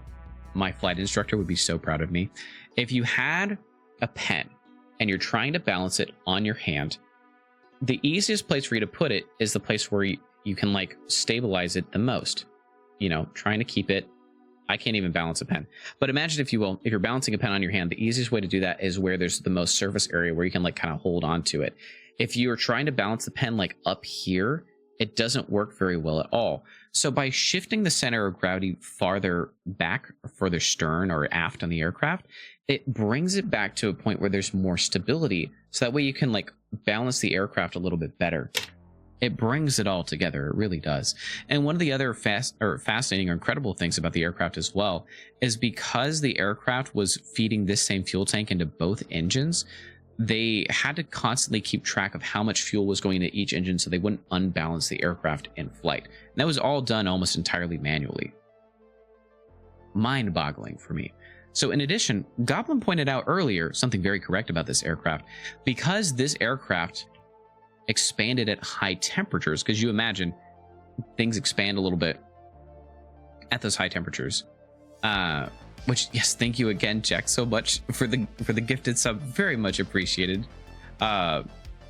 Because the aircraft would expand at higher temperatures, the titanium alloys, which are designed to actually reduce that expansion as much as possible, they would still expand several inches, because you can imagine getting up to like 600 degrees Fahrenheit would kind of do that to you. So they had to manufacture the aircraft with small gaps in each of them, in each of the panels that were put on here. And that causes a little bit of problem for the fuel containment, because again, there's no containers for the fuel. The skin of the aircraft, or the exterior of the aircraft, is what kept the fuel in. So the aircraft was constantly leaking. You can see in this picture here, and there's giant red arrows, so you don't really need my laser pointer here. But the aircraft would be constantly leaking fuel when it was on the ground. When it was up in the air, as soon as it got up to speed, not a problem at all. All the leaks were sealed up. So what the crews would have to do is they'd have to go around and monitor how much fuel the aircraft was leaking, and then put in rubber sealant if it got over a specific amount of allowable tolerances, just to make sure that everything was put in place. But yeah, this aircraft constantly leaked fuel, but because it was that JP8 fuel that wouldn't ignite on its own, it was incredibly safe. We just have to go through and clean it up, kind of thing. That's essentially how that would work. But yeah, a lot of leaky fuel all the time. This is a common picture that you would see with most SR-71s. Would the sealant just melt off, or did they have to remove it before flight? So the sealant was actually contained within, it was like a type of rubber sealant, and usually it would kind of just melt. Either that, or it would just kind of stick into the aircraft. But it was always put in places where they didn't have to worry too much about the specific joints. I remember reading as well that these aircraft, the SR-71s, had such high maintenance requirements that they would fly basically once a week, and no more than that. They'd fly basically just once a week, and after flying once that week, they would be in maintenance for the rest of the week. That's how that would work. Yeah, it's pretty wild. One of the things that's kind of a constant as far as aircraft goes, the faster the aircraft goes, the more time in the shop it spends. It's just a constant with the way that aircraft work. It's like you going to the grocery store. It is sure. It's like you going to the grocery store, being able to eat all the food and then needing to go back again. The fastest shopper between grocery stores is Pity Screams. So again, this aircraft would have to refuel almost constantly. Whenever the aircraft would take off, because they couldn't load it up entirely with fuel, it would meet up with another refueling aircraft, which, and here's a KC-135 if I'm remembering correctly. It would meet up with this aircraft shortly after takeoff, get fueled up, and then get up to altitude, and then after running the mission, it would fuel up again. We'll show that in there. Go on Sunday, and you need the rest of the week to recoup. That's so valid. That's so valid. Mid-flight refueling. Mid-flight refueling is pretty incredible. Where is, actually, let me see. Where is one of the pictures that we had earlier? Is this one it? Nope, this is not it. There it is. Actually, let's take a look at this one. So you can see here on the aircraft, where's my laser pointer? You can see here on the aircraft, there's this like red square point in here. Excuse me. There's this red square box. This is the refueling port on the aircraft. So in flight, there's like a long rod that would come down, they would poke into it, and they would refuel the aircraft from here. You can also see kind of the spillage here between all the panels and stuff like that. But that's just standard for the aircraft. Get us back down here. Come on, fuel leaks, spillage. That's the way it works, is the spillage.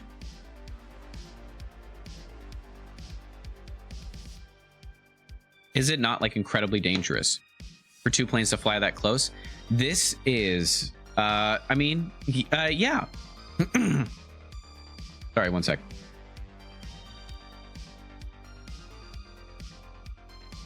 Okay, that's better. There we go. Blackbird was a messy eater. It really was, especially with no computers at the time. This was all skill. Like they had autopilots that would help with maintaining specific altitude and stuff like that. But in maneuvers like this, they would basically just hold it steady. This is all skill.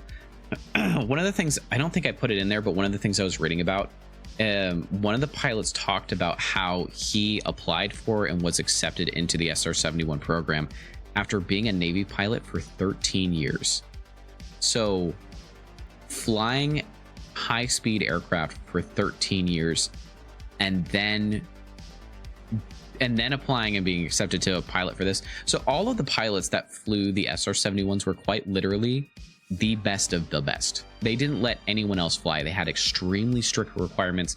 This aircraft was noted as one of the most difficult airplanes to fly ever. Anytime I've ever read about aircraft, like any pilots that have flown the SR-71, they always talk about how they were like, people ask like, wasn't it fun to fly? And they were like, I wouldn't call it fun, but it did fly. So also, I wonder, can I zoom in on this? Can we do that? I guess not. It might be very difficult for you to see here. Actually, let's see. You know how many pilots there were? I can't imagine there's a lot that they flew for very long. During the entirety of the SR-71 program, and that includes the military advent, the NASA advent of it, and everything in between, there was only a total of 93 pilots that ever flew this aircraft. There were only 93 that were rated, capable, and flew this aircraft during the entire thing. Yep, 93, which again, it seems like a lot, but considering how many airplanes there are in the world, and that's 93 pilots over a 35-year span of runtime. It's a lot. How many years of service again? 35. So that's, if you take an average of how many pilots that is, that's like what?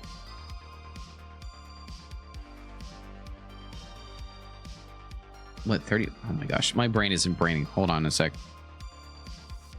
We get to use the calculator on this one. 93 divided by 35 comes out to about 3 pilots a year that they would have. That's less than 3 per year. Yeah, comparatively, that's like, no, Jesus was a pilot. I mean, Jesus was a pilot. Absolutely. I mean, Jesus flew back up into heaven, as we all know. He was the predecessor and what inspired Kelly Johnson to make the SR-71 Blackbird.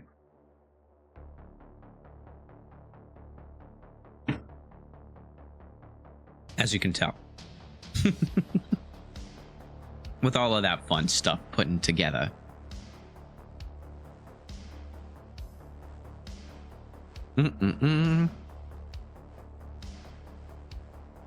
Checking something real quick.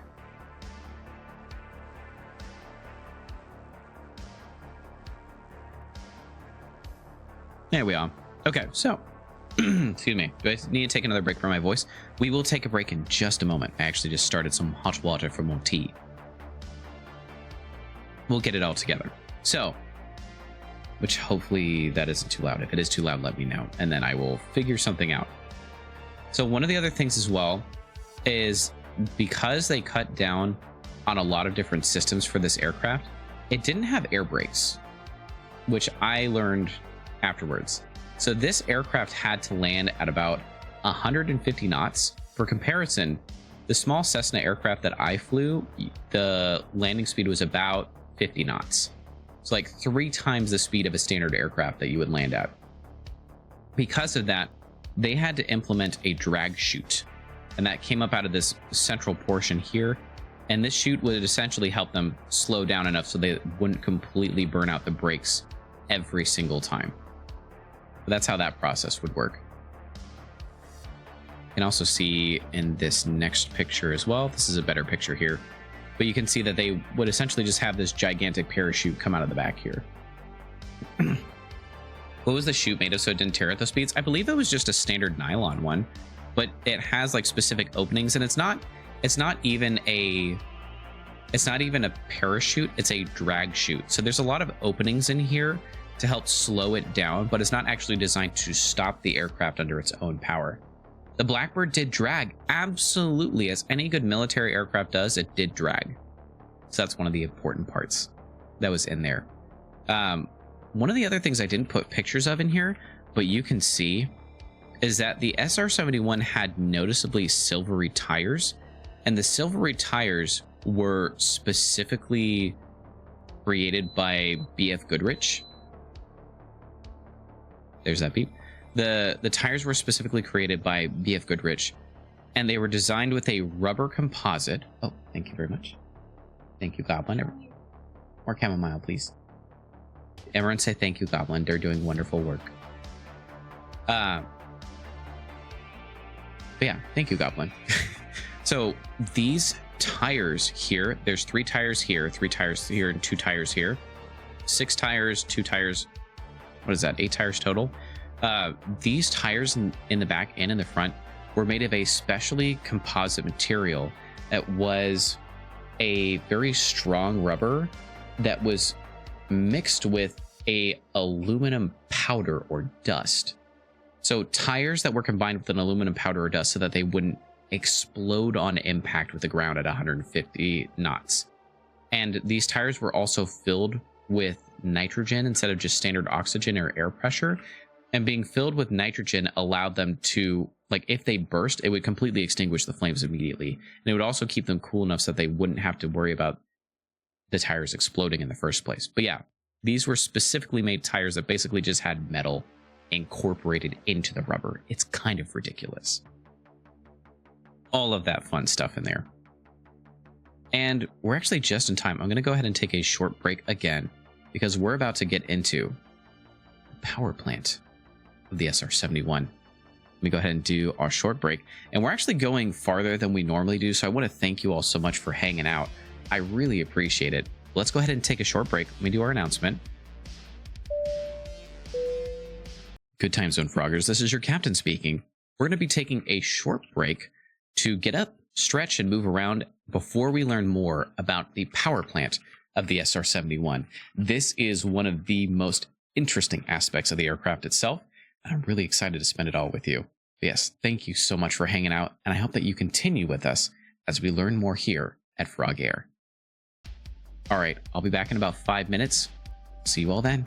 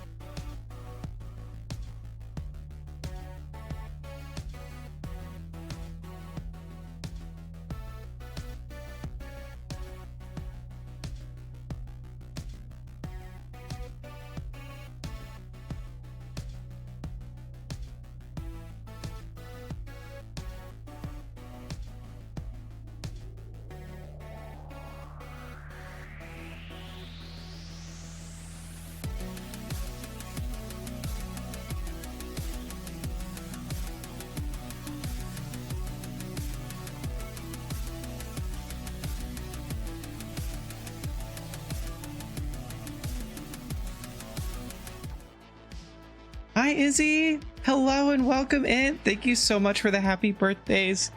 I very much appreciate it. Thank you so, so much.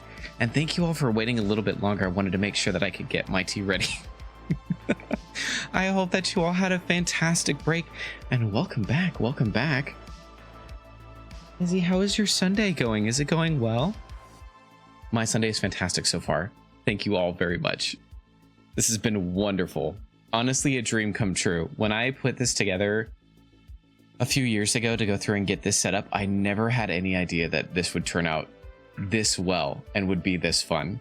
So I appreciate it. Thank you so much for encouraging me and for believing in me and for being here with me. This has been honestly a wonderful experience. Thank you for Pikmin.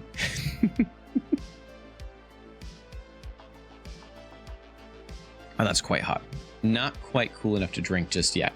But I hope you all are doing well. Okay. We're about to get into some of the most interesting stuff here. Up next, because we're still talking about the SR-71 Blackbird, one of the most famous stealth planes and one of the most famous aircraft of all time in general. But now we get to talk about the power plant, the SR-71. And the power plant for many aircraft just refers to the engines that run it. But for this one specifically, the power plant of the SR-71 is a lot more complicated than you might imagine. Now, for most aircraft, they will use something called a turbofan or a turbojet or a propeller type engine. Those engines all use the air force around it to kind of move through the engine. There's another type of engine called a ramjet, and essentially what it does is ram force air, or just air, is pushed into the front of the engine, and when it gets to the end of the engine, it is ignited and blasted out of the back. So superheating the engine and then drawing more air from the front. The issue with ram engines is that they cannot operate on their own. They only start working when there is airflow already going through the engine. And they knew this about the SR-71. So in order to get this done, they had to create an engine that was a composite of a standard turbine jet engine and ramjet engine. And we'll talk about how they did that. Harbor an amazing community love. Felix, thank you very much. I really appreciate it. It is, I don't know. I've been streaming for almost 4 years, coming up on it pretty soon, because I started in January 2021. And I never thought it would get this big. And I'm still honored every day at just the amount of joy that I get to not only feel, but also to bring to all of you. It is wonderful. It is a lovely, lovely thing. And I'm glad to continue to be able doing it. Heart so full for me, my heart so full for you. Thank you very much, everyone, for being here. This makes me so happy. It makes me so happy. I'm excited. Do you want to see some cool pictures? Because let me tell you, I found so many interesting things when I was learning about the power plant for the SR-71, the different engines and stuff. I love when people love my spouse. I love when my spouse loves me, and I love when I love my spouse. I love when other people love that. All right, let's look at some pictures. So we're first going to talk about the Pratt & Whitney J58 engine. Now, this thing is a beast of an engine. This is wild. Gay? Absolutely, yes. I am gay. So this engine is a beast of an engine, and surprisingly, this only accounts for thrust up until about Mach 1.5. This is the engine that runs it. Excuse me. You can see the standard pod racing engine format that they have in Star Wars kind of thing. Mind you, that Star Wars book with those details. Exactly what I was getting at. So this engine has many different components that you see common to a lot of standard aircraft. They have the turbine on the front that takes the air in and sends it through the back. You have your standard exit nozzle at the back out here, along with the variable cone that can like contract or open to allow more air through. They have the igniter panels in here that can inject more fuel into it and ignite, causing an afterburn, which we'll talk about in a little bit. And mostly just a number of ridiculous amounts of hydraulic components and air bypasses that run through here. Now, all of those compose the J58, and this engine ran on that JP8 fuel, which only ignited at 400 degrees Fahrenheit. So it was a lot to get this thing started. Now, one of the interesting things that they decided to do with this engine specifically is they decided that starting the engine on its own or having an engine starter would be too much weight. So what they did is completely removed the starter from the aircraft and instead ran it through what are called start carts. Now, these are two examples of the start carts that they would have used with the aircraft. Jay, hello. Hope you're having a great day and happy birthday. Thank you so much. I am having a wonderful day and thank you so much for spreading the love and the goodness. Oh, thank you for the party. I always forget I have that set. Thank you for doing that. Jay, I'm so glad that you're here. I'm so happy to see you. I'm so glad that there's another Smash Brothers fan that's out there. That's cool. And I say that's cool. I get very uncool when I play Smash Bros. And I'm trying to be better about that. I don't think I'll ever stream it, but you know, there it is. But Jay, I'm so glad that you're here. It's so good to see you. I hope that you're having a wonderful Sunday. I had a fantastic birthday and now we're talking about one of the coolest airplanes that exists. So I'm just radiating energy from it. And I can't play Smash Bros. Because she gets too... I have been known to cause problems while doing that. I am unfortunately the meme that if I'm in a room with somebody and I hear, oh, so-and-so's the greatest Smash Brothers player ever, something inside of me activates and it becomes a problem immediately. I can't apply that to literally any other fighting game. I'm not good at it at all. So just that one. But yeah. And it's not toxic unless Smash Bros. Is involved. They remind me of BMO refusing to play Card Wars with Jake. Used to be good at Smash Bros. Now I'm washed. Oh no. Oh no. That's fair. I mean, here's the thing though. If you feel like you've been washed out, but you appreciate it, that makes you in a fantastic position to be an announcer for it. And I think that's so cool. Honestly, there's such a specific skill and artistry that comes with being someone who knows enough about Smash Bros. That they can explain what's happening and announce to other people. I think that's awesome. Very bad, but trying to be better at it. That's anything you can be good at with practice. Just about anything you can be good at with practice. So I feel bad. Okay, let's talk a little bit about these start carts, because these start carts blew my mind. You can see in here that the start cart has an engine that runs through with all that. You would love to announce for Smash Bros matches? Please. If you ever get the opportunity to, please let me know, even if it's just in an unprofessional setting kind of thing. And some of these Smash Bros videos are so fast paced. Like, I have no idea what's happening and then explain it. I try to. There's always a lot that's going on in those. So, okay, I'll explain a little bit. So these are called start carts. So I'll move back a little bit. So with these engines, they had a specific connection point down here around the base of it, which they're not showing very well in these pictures, but around the base of it, they had a point where an actual gearbox was connected to the engine. I don't think you can see it in here, but they had a gearbox that was connected to the engine so they could manually run the engine externally. And they would have these start carts, which had two V8 engines that they connected to it. Originally, they had two V8 Buick engines, just standard two V8 Buick engines that they would connect into it with like no mufflers or anything on it because they needed as much power as possible to get these engines started. And they eventually switched into, I think, V8 Chevy Camaro engines, just large block muscle car engines that they just slapped inside of a cart that they would run at full power to get this engine running on its own, because they had to get it moving at such a speed to get it to ignite on its own that the only way they could do that was with two V8 engines that were connected to an external cart, which was still wild to me to think about, of how much power they had to put into all of that. So now you may be wondering, or maybe you're not, but I'm going to go ahead and put it out there. Hey, we've got this turbine engine started. How do we convert from a turbine engine that maxes out at about Mach 1.5 to a ramjet that can take us up to Mach 5 approximately, but then caps out at Mach 3.2 for safety purposes? How do we do that? We're here to talk about engine phases, folks. This is going to get really complex really fast, and I'll do my very best to break it down. But this is part of where the magic of the SR-71 comes into play. We're going to talk about the engine phases. All told, the SR-71 has about 5 different engine phases that it goes through, starting from Mach 0 or below the speed of sound, all the way up through Mach 1, Mach 1.5, Mach 2, and then all the way up to 3.2, which is the cruising speed. So one of the things that you'll see in here with these different aspects that they have is there's so many different inlet ports that allow air to come in so that it can then be used.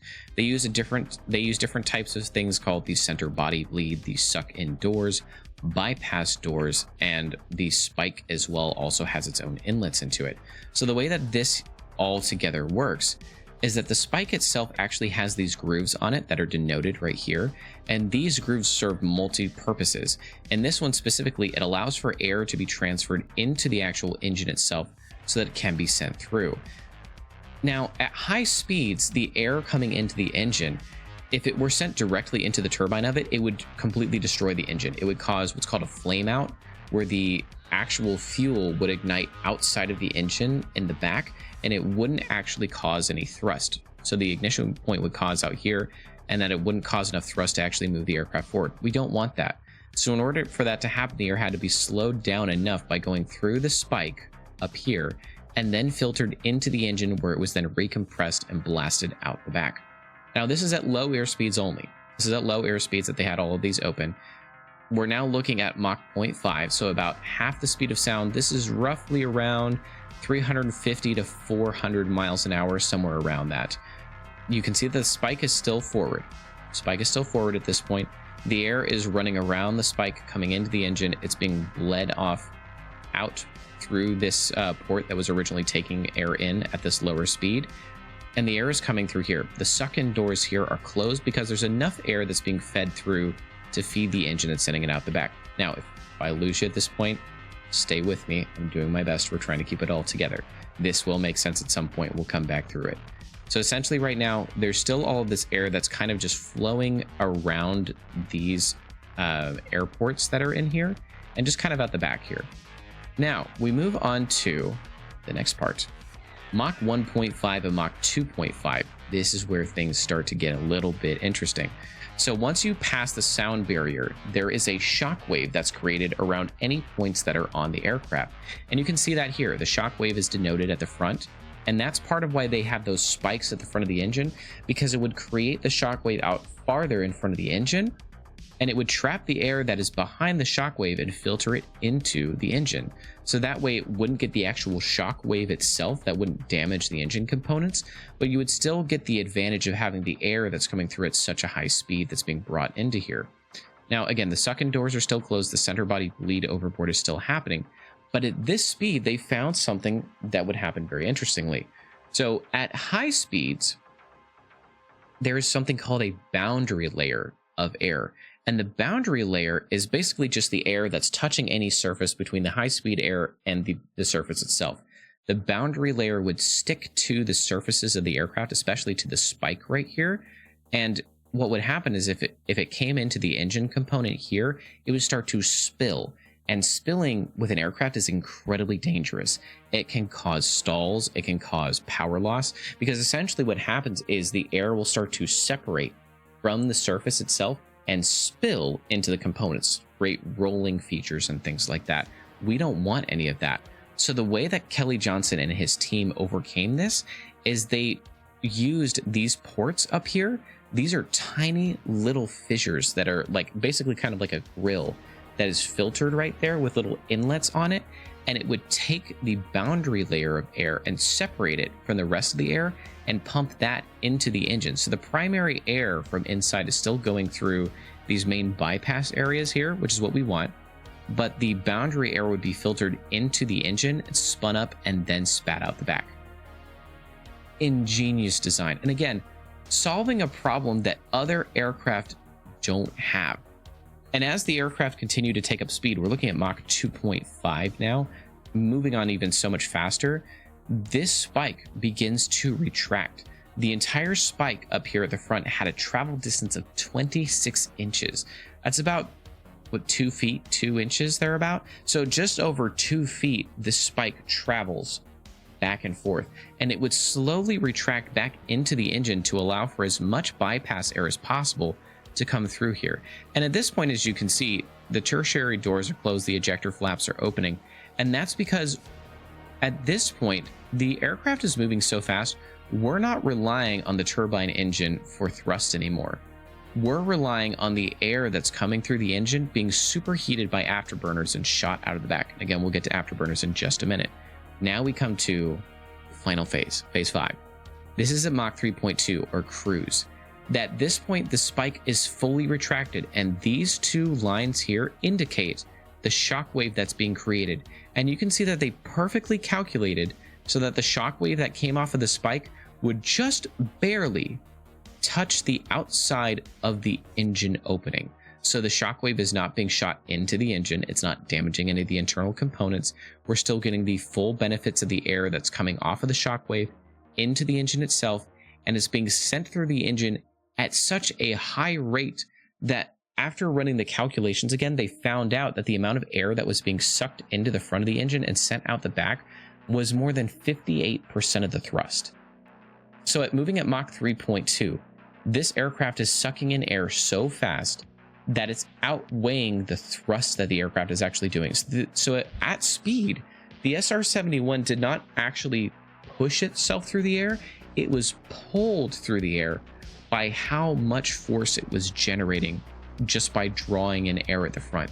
And that to me is just unbelievably wild, that they would make an aircraft that it would use the laws of physics so powerfully that it would pull itself through the air so just indescribably that it wouldn't even use the own power of its engines to keep moving. Essentially, it was wild. Suck itself through the sky. It would do something very similar to that, pretty much. And one of the things as well, it's kind of like one of those rafts across the lake you pull by a rope. Kind of. That's a very good way of thinking of it. But one of the other things that was interesting as well that I was learning about when I was reading about this is they actually needed the amount of air that was going through here so quickly and so fast because, one, they're reaching the speed of Mach 3.2 at about 80 to 85,000 feet. The air there is so thin that unless they were moving at this speed, the airplane would fall out of the sky. They could not maintain this altitude without having this incredible speed.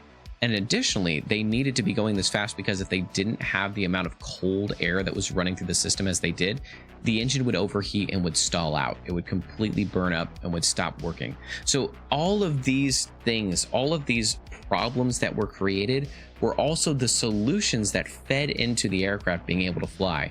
Like going so high and so fast that you can't use normal conventional means just means that you use the high and fast features to keep the aircraft moving, right? It's absolutely ludicrous. There's so much in here that just makes no real sense. It goes so fast that it's just using the things that would ordinarily be pulling the aircraft apart that it would keep it together. So by creating this problem, they created problems for the plane that they then solved by making the plane the way it is. Absolutely correct. That is 100% correct. So when they created this plane, just like Goblin said, they created all these problems around the amount of force that was needed, around the lift capabilities of the aircraft, around the aircraft going faster than the speed, 3 times faster than the speed of sound, which they then resolved by the fact that they were going 3 times faster than the speed of sound. Ridiculous. So now we're going to talk about something else that makes this all possible. So I talked about how this point in the back here, at this point, we're not really using the turbine engine for the aircraft. We're using something called afterburners. And the invention of afterburners is essential for the SR-71 to function properly. These are afterburners. And afterburners are one of the most beautiful things that you can ever see in aviation. And as far as like jets and military aircraft go, like look at this. Look at this beautiful diamond trail. These are called afterburner diamonds as they run through. And this is the Pratt & Whitney J58 engine right here.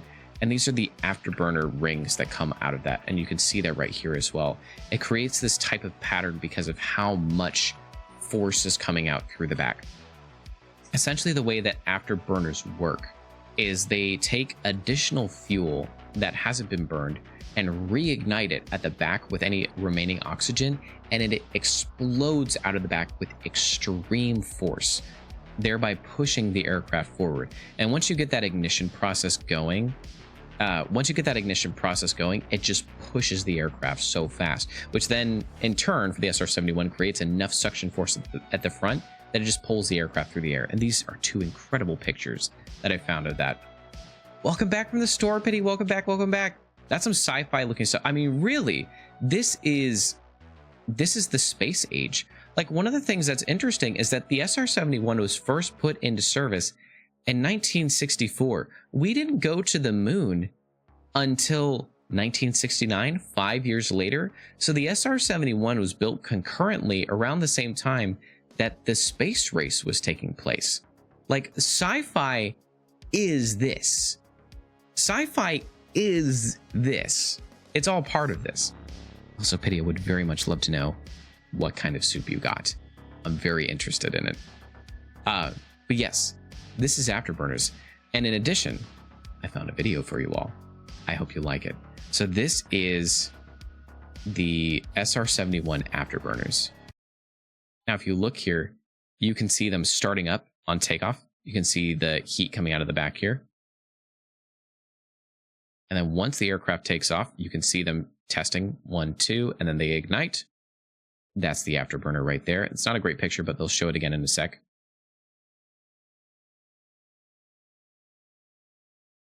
Look at that. Look at that beautifulness. Look at that. Look at how beautiful that is, of just the amount of the afterburner rings that come out of the back. And any aircraft that has afterburners on it, they also get this. This is just the way physics works. It's so freaking cool. But that is how it kept going through the air. Literal science magic that they would bring into stuff like that. So again, another reason to love the SR-71. So now we're going to talk about the onboard technology advancement and the strange simplicity of the aircraft. Something that blew my mind that I knew consciously but remembered while making this presentation. You want to touch it? Will not. I appreciate that. It looks cool. One of the things that I remembered with the aircraft after doing all this is, again, this was created and designed in the 1950s and first flown in the 1960s. This aircraft, all of the mechanical components of this aircraft were connected by actual wire and cable technology. Like, this is the pilot's cockpit. All of this is physically connected to different aspects of the aircraft.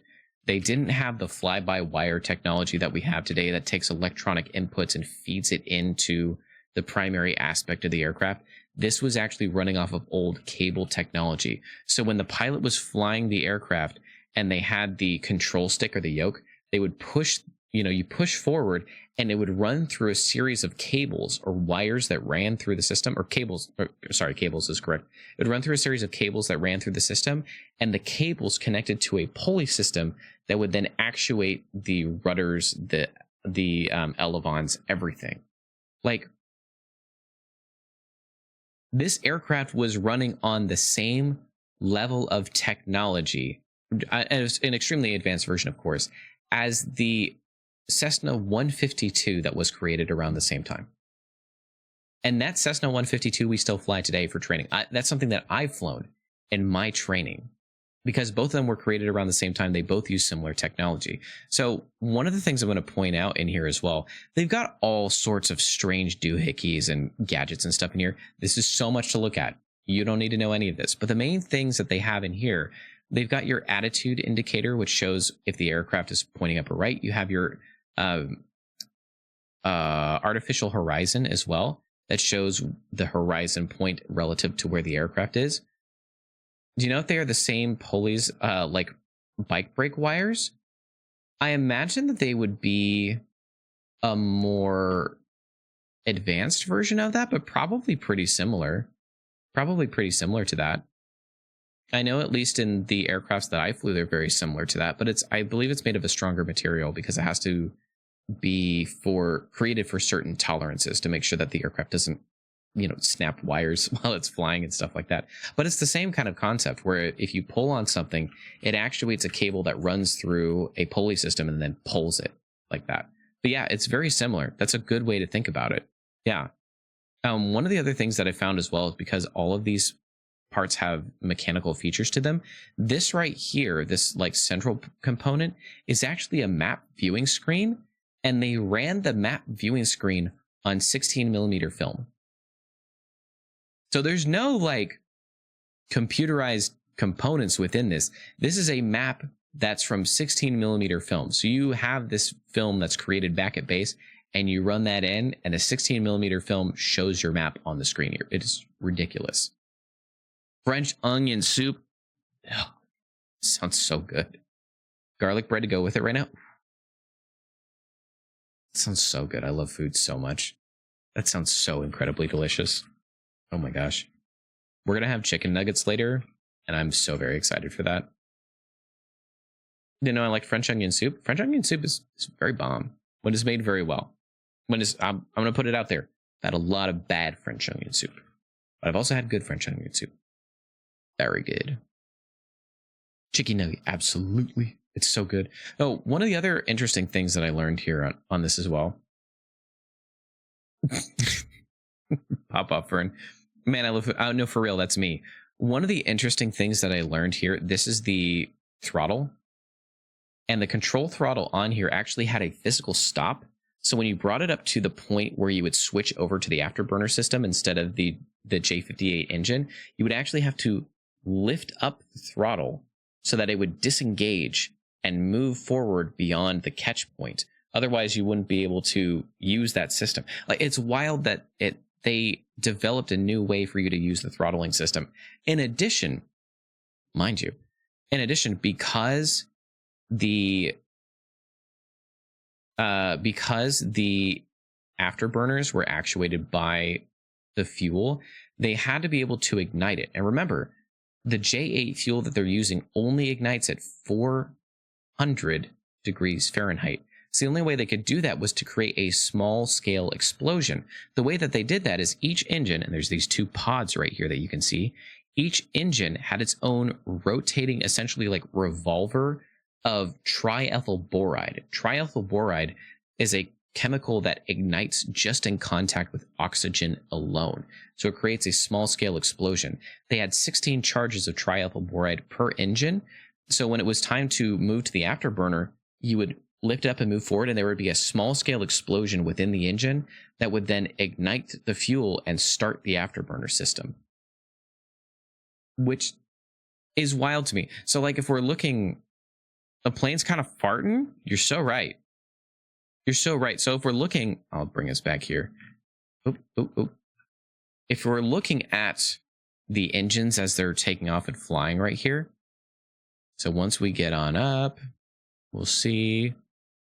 So you can see here, as they're doing that, that's them igniting the triethyl boride that then activates the actual afterburner themselves. That's why there's like that flash that goes on right there.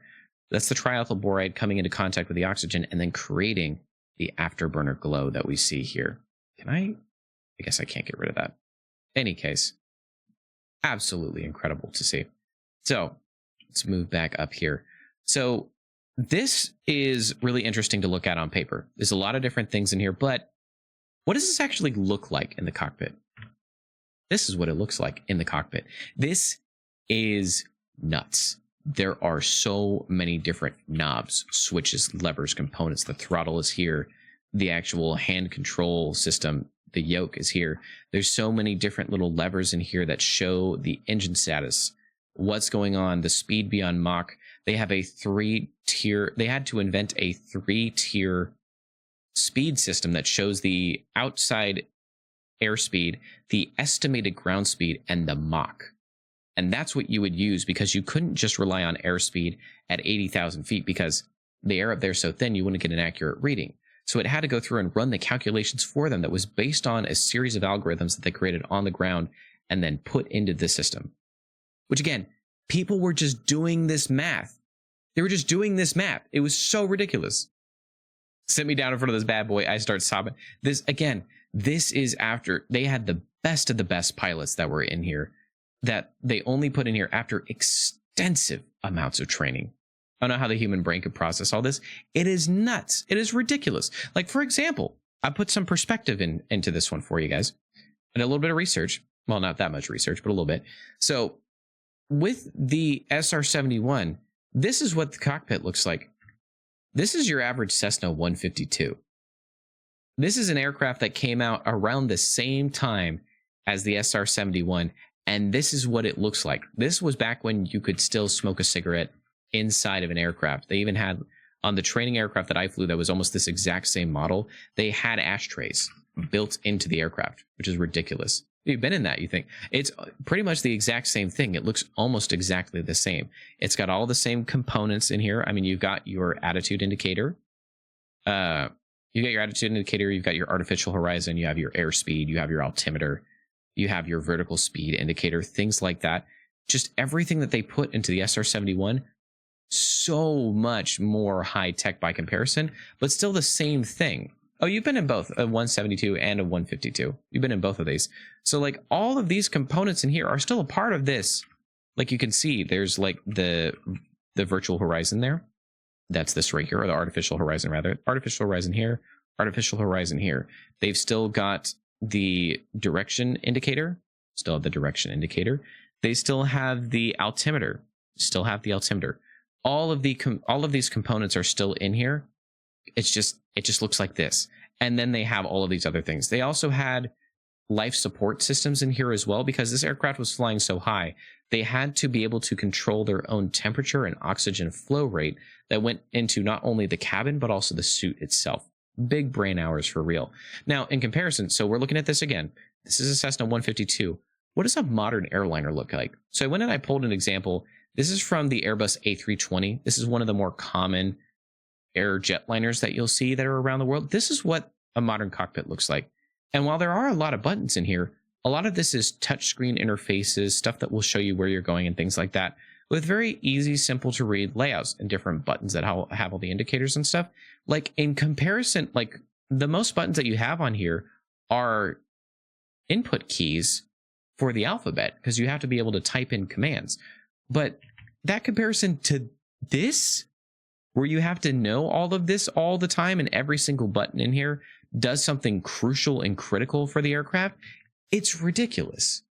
Which again, only the best of the best pilots ever flew this aircraft.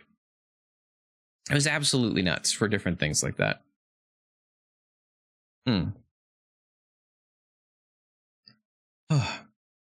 All those different things. I feel like you have to have ADHD to fly that. I would not be surprised if it was a requirement. Most pilots that I've known that are in the military that fly jets also have ADHD. It's just a part of how that works. So now let's move on to the radar or the reconnaissance services officer. So this is in the back. And again, there's lots of different things in here. I won't bore you with all this because these are just all sorts of buttons and stuff. But this is what it looks like on paper. This is what it actually looks like to be in the back of here. So one, you could not be claustrophobic to be in this space. And two, you had to be good at your job, because this here has all of the different defense capabilities. So radar scramblers, missile defense systems, things like that, to be able to prevent this aircraft from being caught. It had your visual display up here. It had your map scrolling screen, which is again run on that 16mm film. And it had all sorts of radio diagnostic equipment in here. Now, the reconnaissance services officer, or the RSO in the back, was in control of the camera function, the one that took pictures, the radio for the actual aircraft, and the map and controlling systems in there as well. So let's move on to the camera.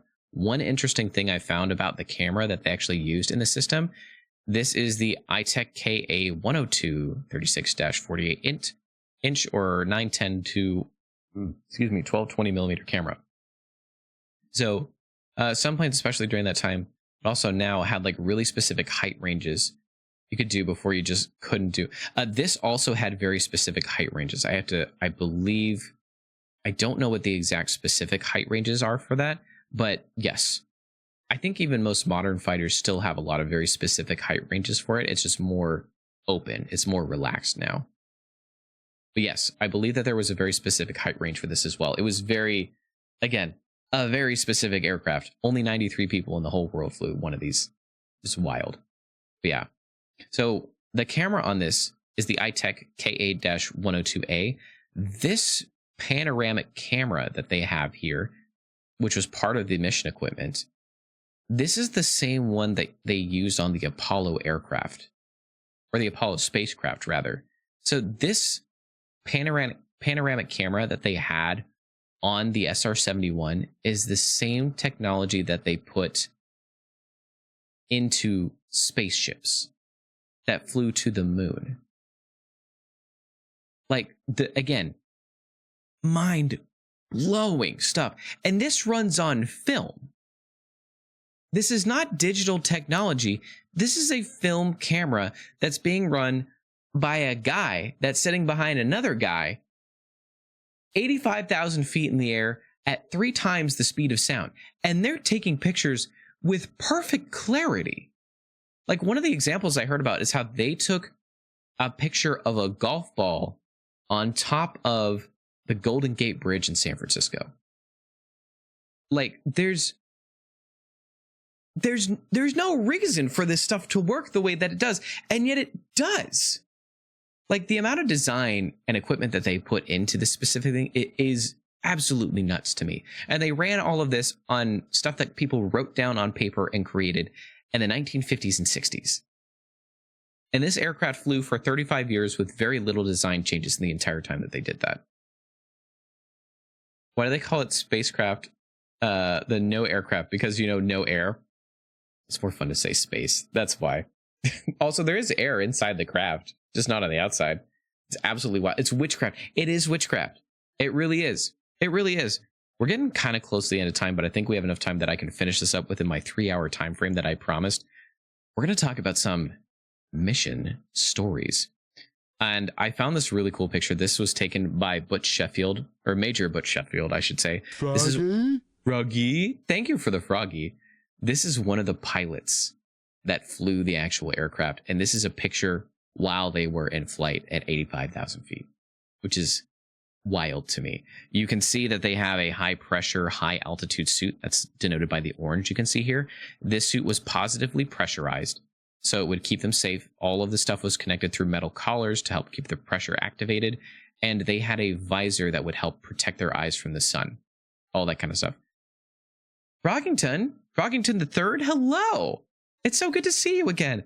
Welcome, welcome, welcome. We are talking about the SR-71 Blackbird, one of the most incredible aircraft that has ever been created, and was also flown from the 1960s until about 1999.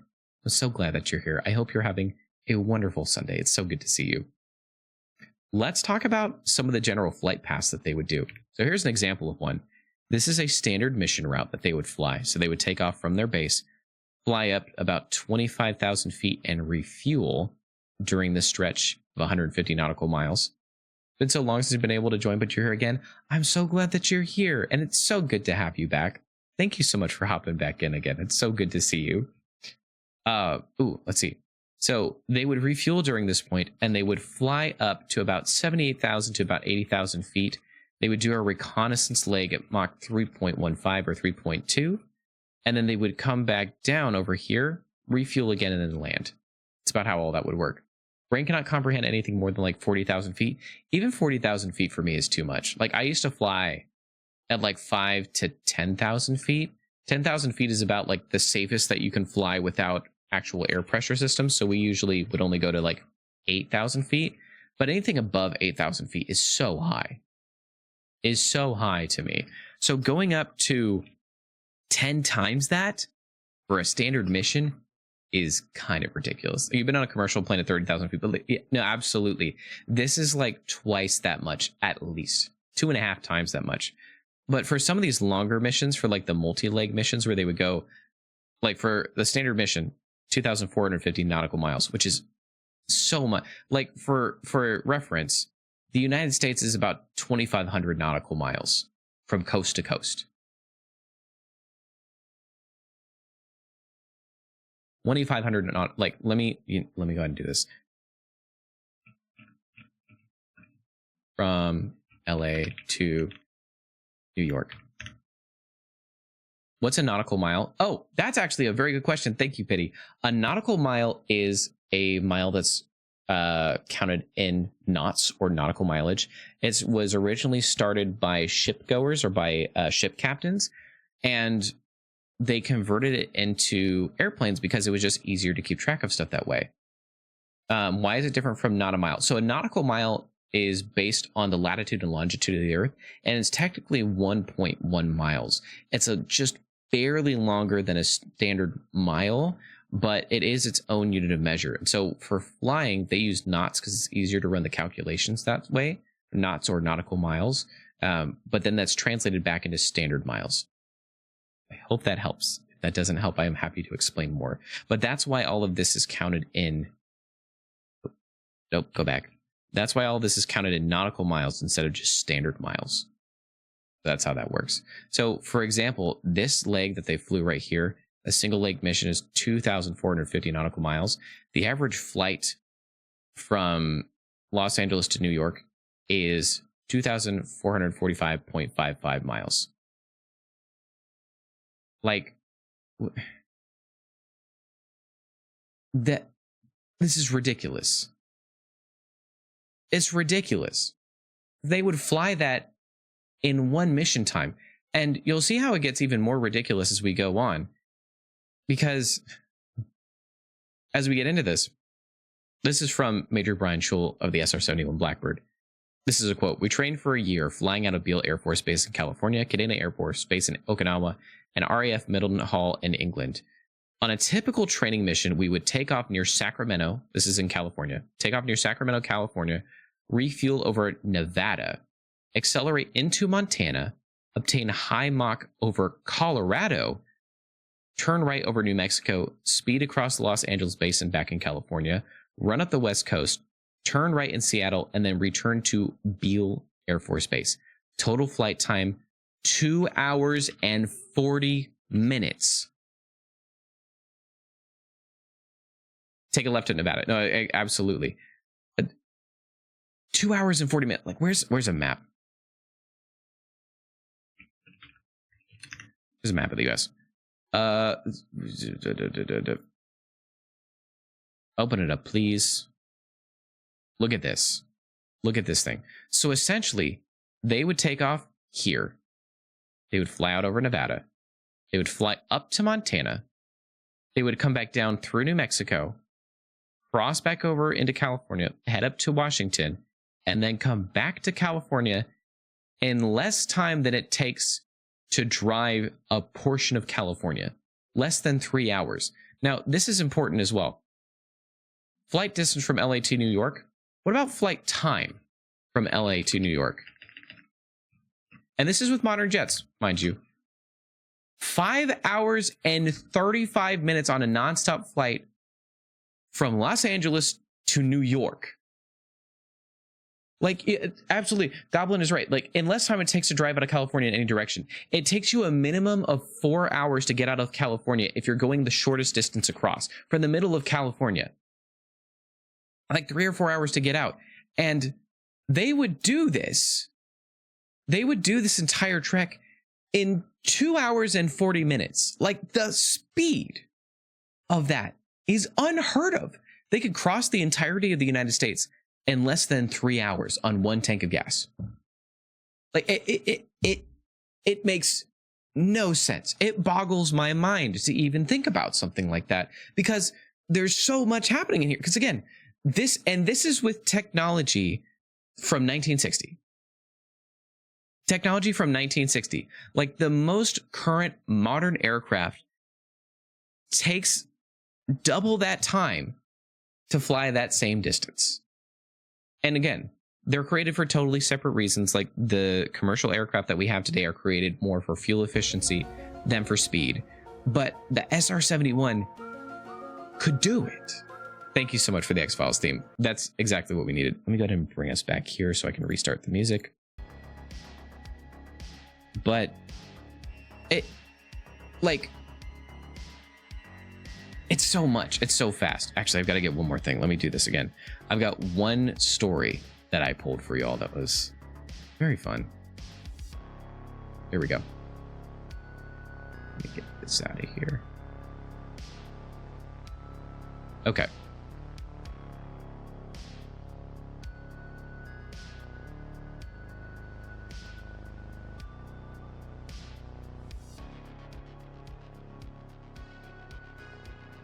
Okay, here we go. So this is a fun little story that I found. One of my favorite stories from reading about the SR-71, and I'll walk you through it real quick. So this is the story of the speed check. I'll go ahead and read this out for you. Okay, let's see. Can I do that? Can I just like sneak it? Oh yeah, I can like sneak it in here. There we go. Okay. So for the SR-71, and this is from one of the pilots that flew it. He said, there were a lot of things we couldn't do in an SR-71, but we were the fastest guys in the block and loved reminding our fellow aviators of that fact. People often asked us if, because in fact, it was fun to fly the jet. Or people often asked us if, because of this fact, that it was fun to fly the jet. Fun would not be the first word I would use to describe flying this plane. Intense, maybe even cerebral. But there was one day in our sled existence that we would have to say it was pure fun to be the fastest guys out there, at least just for a moment. This is that story. It occurred when Walt and I were flying our final training sortie. We needed 100 hours in the jet to complete our training and attain mission ready status. Somewhere over Colorado, we had passed the century mark. We had made a turn in Arizona and the jet was performing flawlessly. My gauges were wired in the front seat, and we're starting to feel pretty good about ourselves. Not only because we would soon be flying real missions, but because we had gained a great deal of confidence in the plane in the past 10 months. Ripping across the barren deserts 80,000 feet below us, I could already see the coast of California from the Arizona border. It was finally, after many humbling months of simulators and study, ahead of the jet. I was beginning to feel a bit sorry for Walter in the back seat. There he was, with no really good view of the incredible sights before us, tasked with monitoring 4 different radios. This was good practice for him, for when we began flying real missions, when a priority transmission from headquarters could be vital. I just realized that you would need to go so far to get 100 hours in that thing. Absolutely. I mean, if you can fly across the entire United States in less than 3 hours, getting 100 hours in this would be ridiculous. I just tapped. Let's see. This was good practice for him. We began flying. Let's see. It had been difficult, too, for me to relinquish control of the radios, as during my entire flying career, I had controlled my own transmissions. But it was part of the division of duties in the plane that I had adjusted to it. I still insisted on talking on the radio when we were on the ground, however. Walt was so good at many things, but he couldn't match my expertise at sounding smooth on the radios. A skill that had been honed sharply with years of fighter squadrons where the slightest radio miscue was grounds for a beheading. He understood that and allowed me the luxury. Now, for specific context on this, as a pilot, there is a extreme amount of pressure to have a pilot voice. And I also do this as well when I'm flying. I'll go on and I'll have something like Skyhawk 124. This is running over the ground at this point. This is our top speed, looking for clearance into conquered airspace. Something similar to that. I bring on a new version of me that if you heard me over the radio, you would go, oh my God, is that N? Yes, it is still me. But every pilot does this. Every pilot has their certain aspect they bring into it. And this is no exception here. So there's a lot of pride that comes into being a pilot and having a specific sounding voice. But in this one, they didn't have that luxury. So I'll bring this up. Just to get a sense of what Walt had to contend with, I pulled the radio toggle switches and monitored the frequencies along with him. The predominant radio chatter was from Los Angeles Center, far below us, controlling daily traffic in their sector. While they had us on their scope, albeit briefly, we were in uncontrolled airspace and normally would not talk to them unless we needed to descend into their airspace. We listened as the shaky voice of a lone Cessna pilot asked Center for a readout at his ground speed. Center replied, November Charlie 175, I'm showing you at 90 knots on the ground. Now, the thing to understand about Center controllers is that whether they were talking to a rookie pilot in a Cessna or to Air Force One, they always spoke in the exact same deep, calm, professional tone that made one feel important. I refer to it as the Houston Center voice. I've always felt that after years of seeing documentaries on this country's space program and listening to the calm, distinct voice of the Houston controllers, that all other controllers since then wanted to sound like that, and they basically did. It didn't matter what sector of the country we would be flying in, it always seemed like the same guy was talking. Over the years, that tone of voice had become somewhat of a comforting sound to pilots everywhere. Conversely, over the years, pilots always wanted to ensure that when transmitting, they sounded like Chuck Yeager or at least like John Wayne. Better to die than to sound bad on the radios. Just moments after the Cessna's inquiry, a twin Beech piped up on the frequency in a rather superior tone, asking for his ground speed. I have you at 125 knots of ground speed. Boy, I thought, that Beechcraft must really think he is dazzling his Cessna brethren. Then out of the blue, a Navy F-18 pilot, just out of NAS Lemoore, came up on the frequency. You know right away it was a Navy chalk because he sounded very cool on the radios. Center, Dusty 52, ground speed check. Before Center could reply, I'm thinking to myself, hey, Dusty 52 has a ground speed indicator in that $1 million cockpit. So why is he asking Center for a readout? Then I got it. Old Dusty here is making sure that every bug smasher from Mount Whitney to the Mojave knows what true speed is. He's the fastest dude in the valley today, and he just wants everyone to know how much fun he's having with his new Hornet. And the reply, with that same calm voice, the more distinct alliteration than emotion. Dusty 52, Center, we have you at 620 on the ground. At that moment, I thought to myself, what a ripe situation or what? As my hand instinctively reached for the mic button, I had to remind myself that Walt was in control of the radios. Still, I thought, it must be done. In mere seconds, we'll be out of the sector and the opportunity will be lost. That Hornet must die, and die now. I thought of all of our sim training and how important it was that we developed as a crew, and knew that to jump on the radios now was to destroy the integrity of all that we had worked toward becoming. I was torn. Somewhere 13 miles above Arizona, there was a pilot screaming inside his space helmet. Then I heard it. The click of the mic button from the back seat. That was the very moment that I knew Walter and I had become a crew. Very professionally, and with no emotion, Walter spoke. Los Angeles Center Aspen 20, can you give us a ground speed check? There was no hesitation, and the reply came as if it was an everyday request. Aspen 20, I show you at 1,842 knots across the ground. I think it was the 42 knots that I liked best. So accurate and proud was Center to deliver that information without hesitation, and you just knew he was smiling. But the precise point at which I knew Walt and I were going to be really good friends for a long time came when he keyed the mic once again to say in his most fighter pilot-like voice, Ah, Center, much thanks. We're showing much closer to 1900 on the money. For a moment, Walter was a god. And we finally heard a little crack in that armor of the Houston Center voice when LA came back with, Roger that, Aspen. Your equipment is probably more accurate than ours. You boys have a good one. And it all lasted for just moments. But in a short, memorable sprint across the Southwest, the Navy had been flamed. All mortal airplanes on frequency were now forced to bow before the king of speed. And more importantly, Walter and I had crossed the threshold of being a crew. Fine day's work. We never heard another transmission on that frequency all the way to the coast. For just one day, it truly was fun being the fastest guys out there.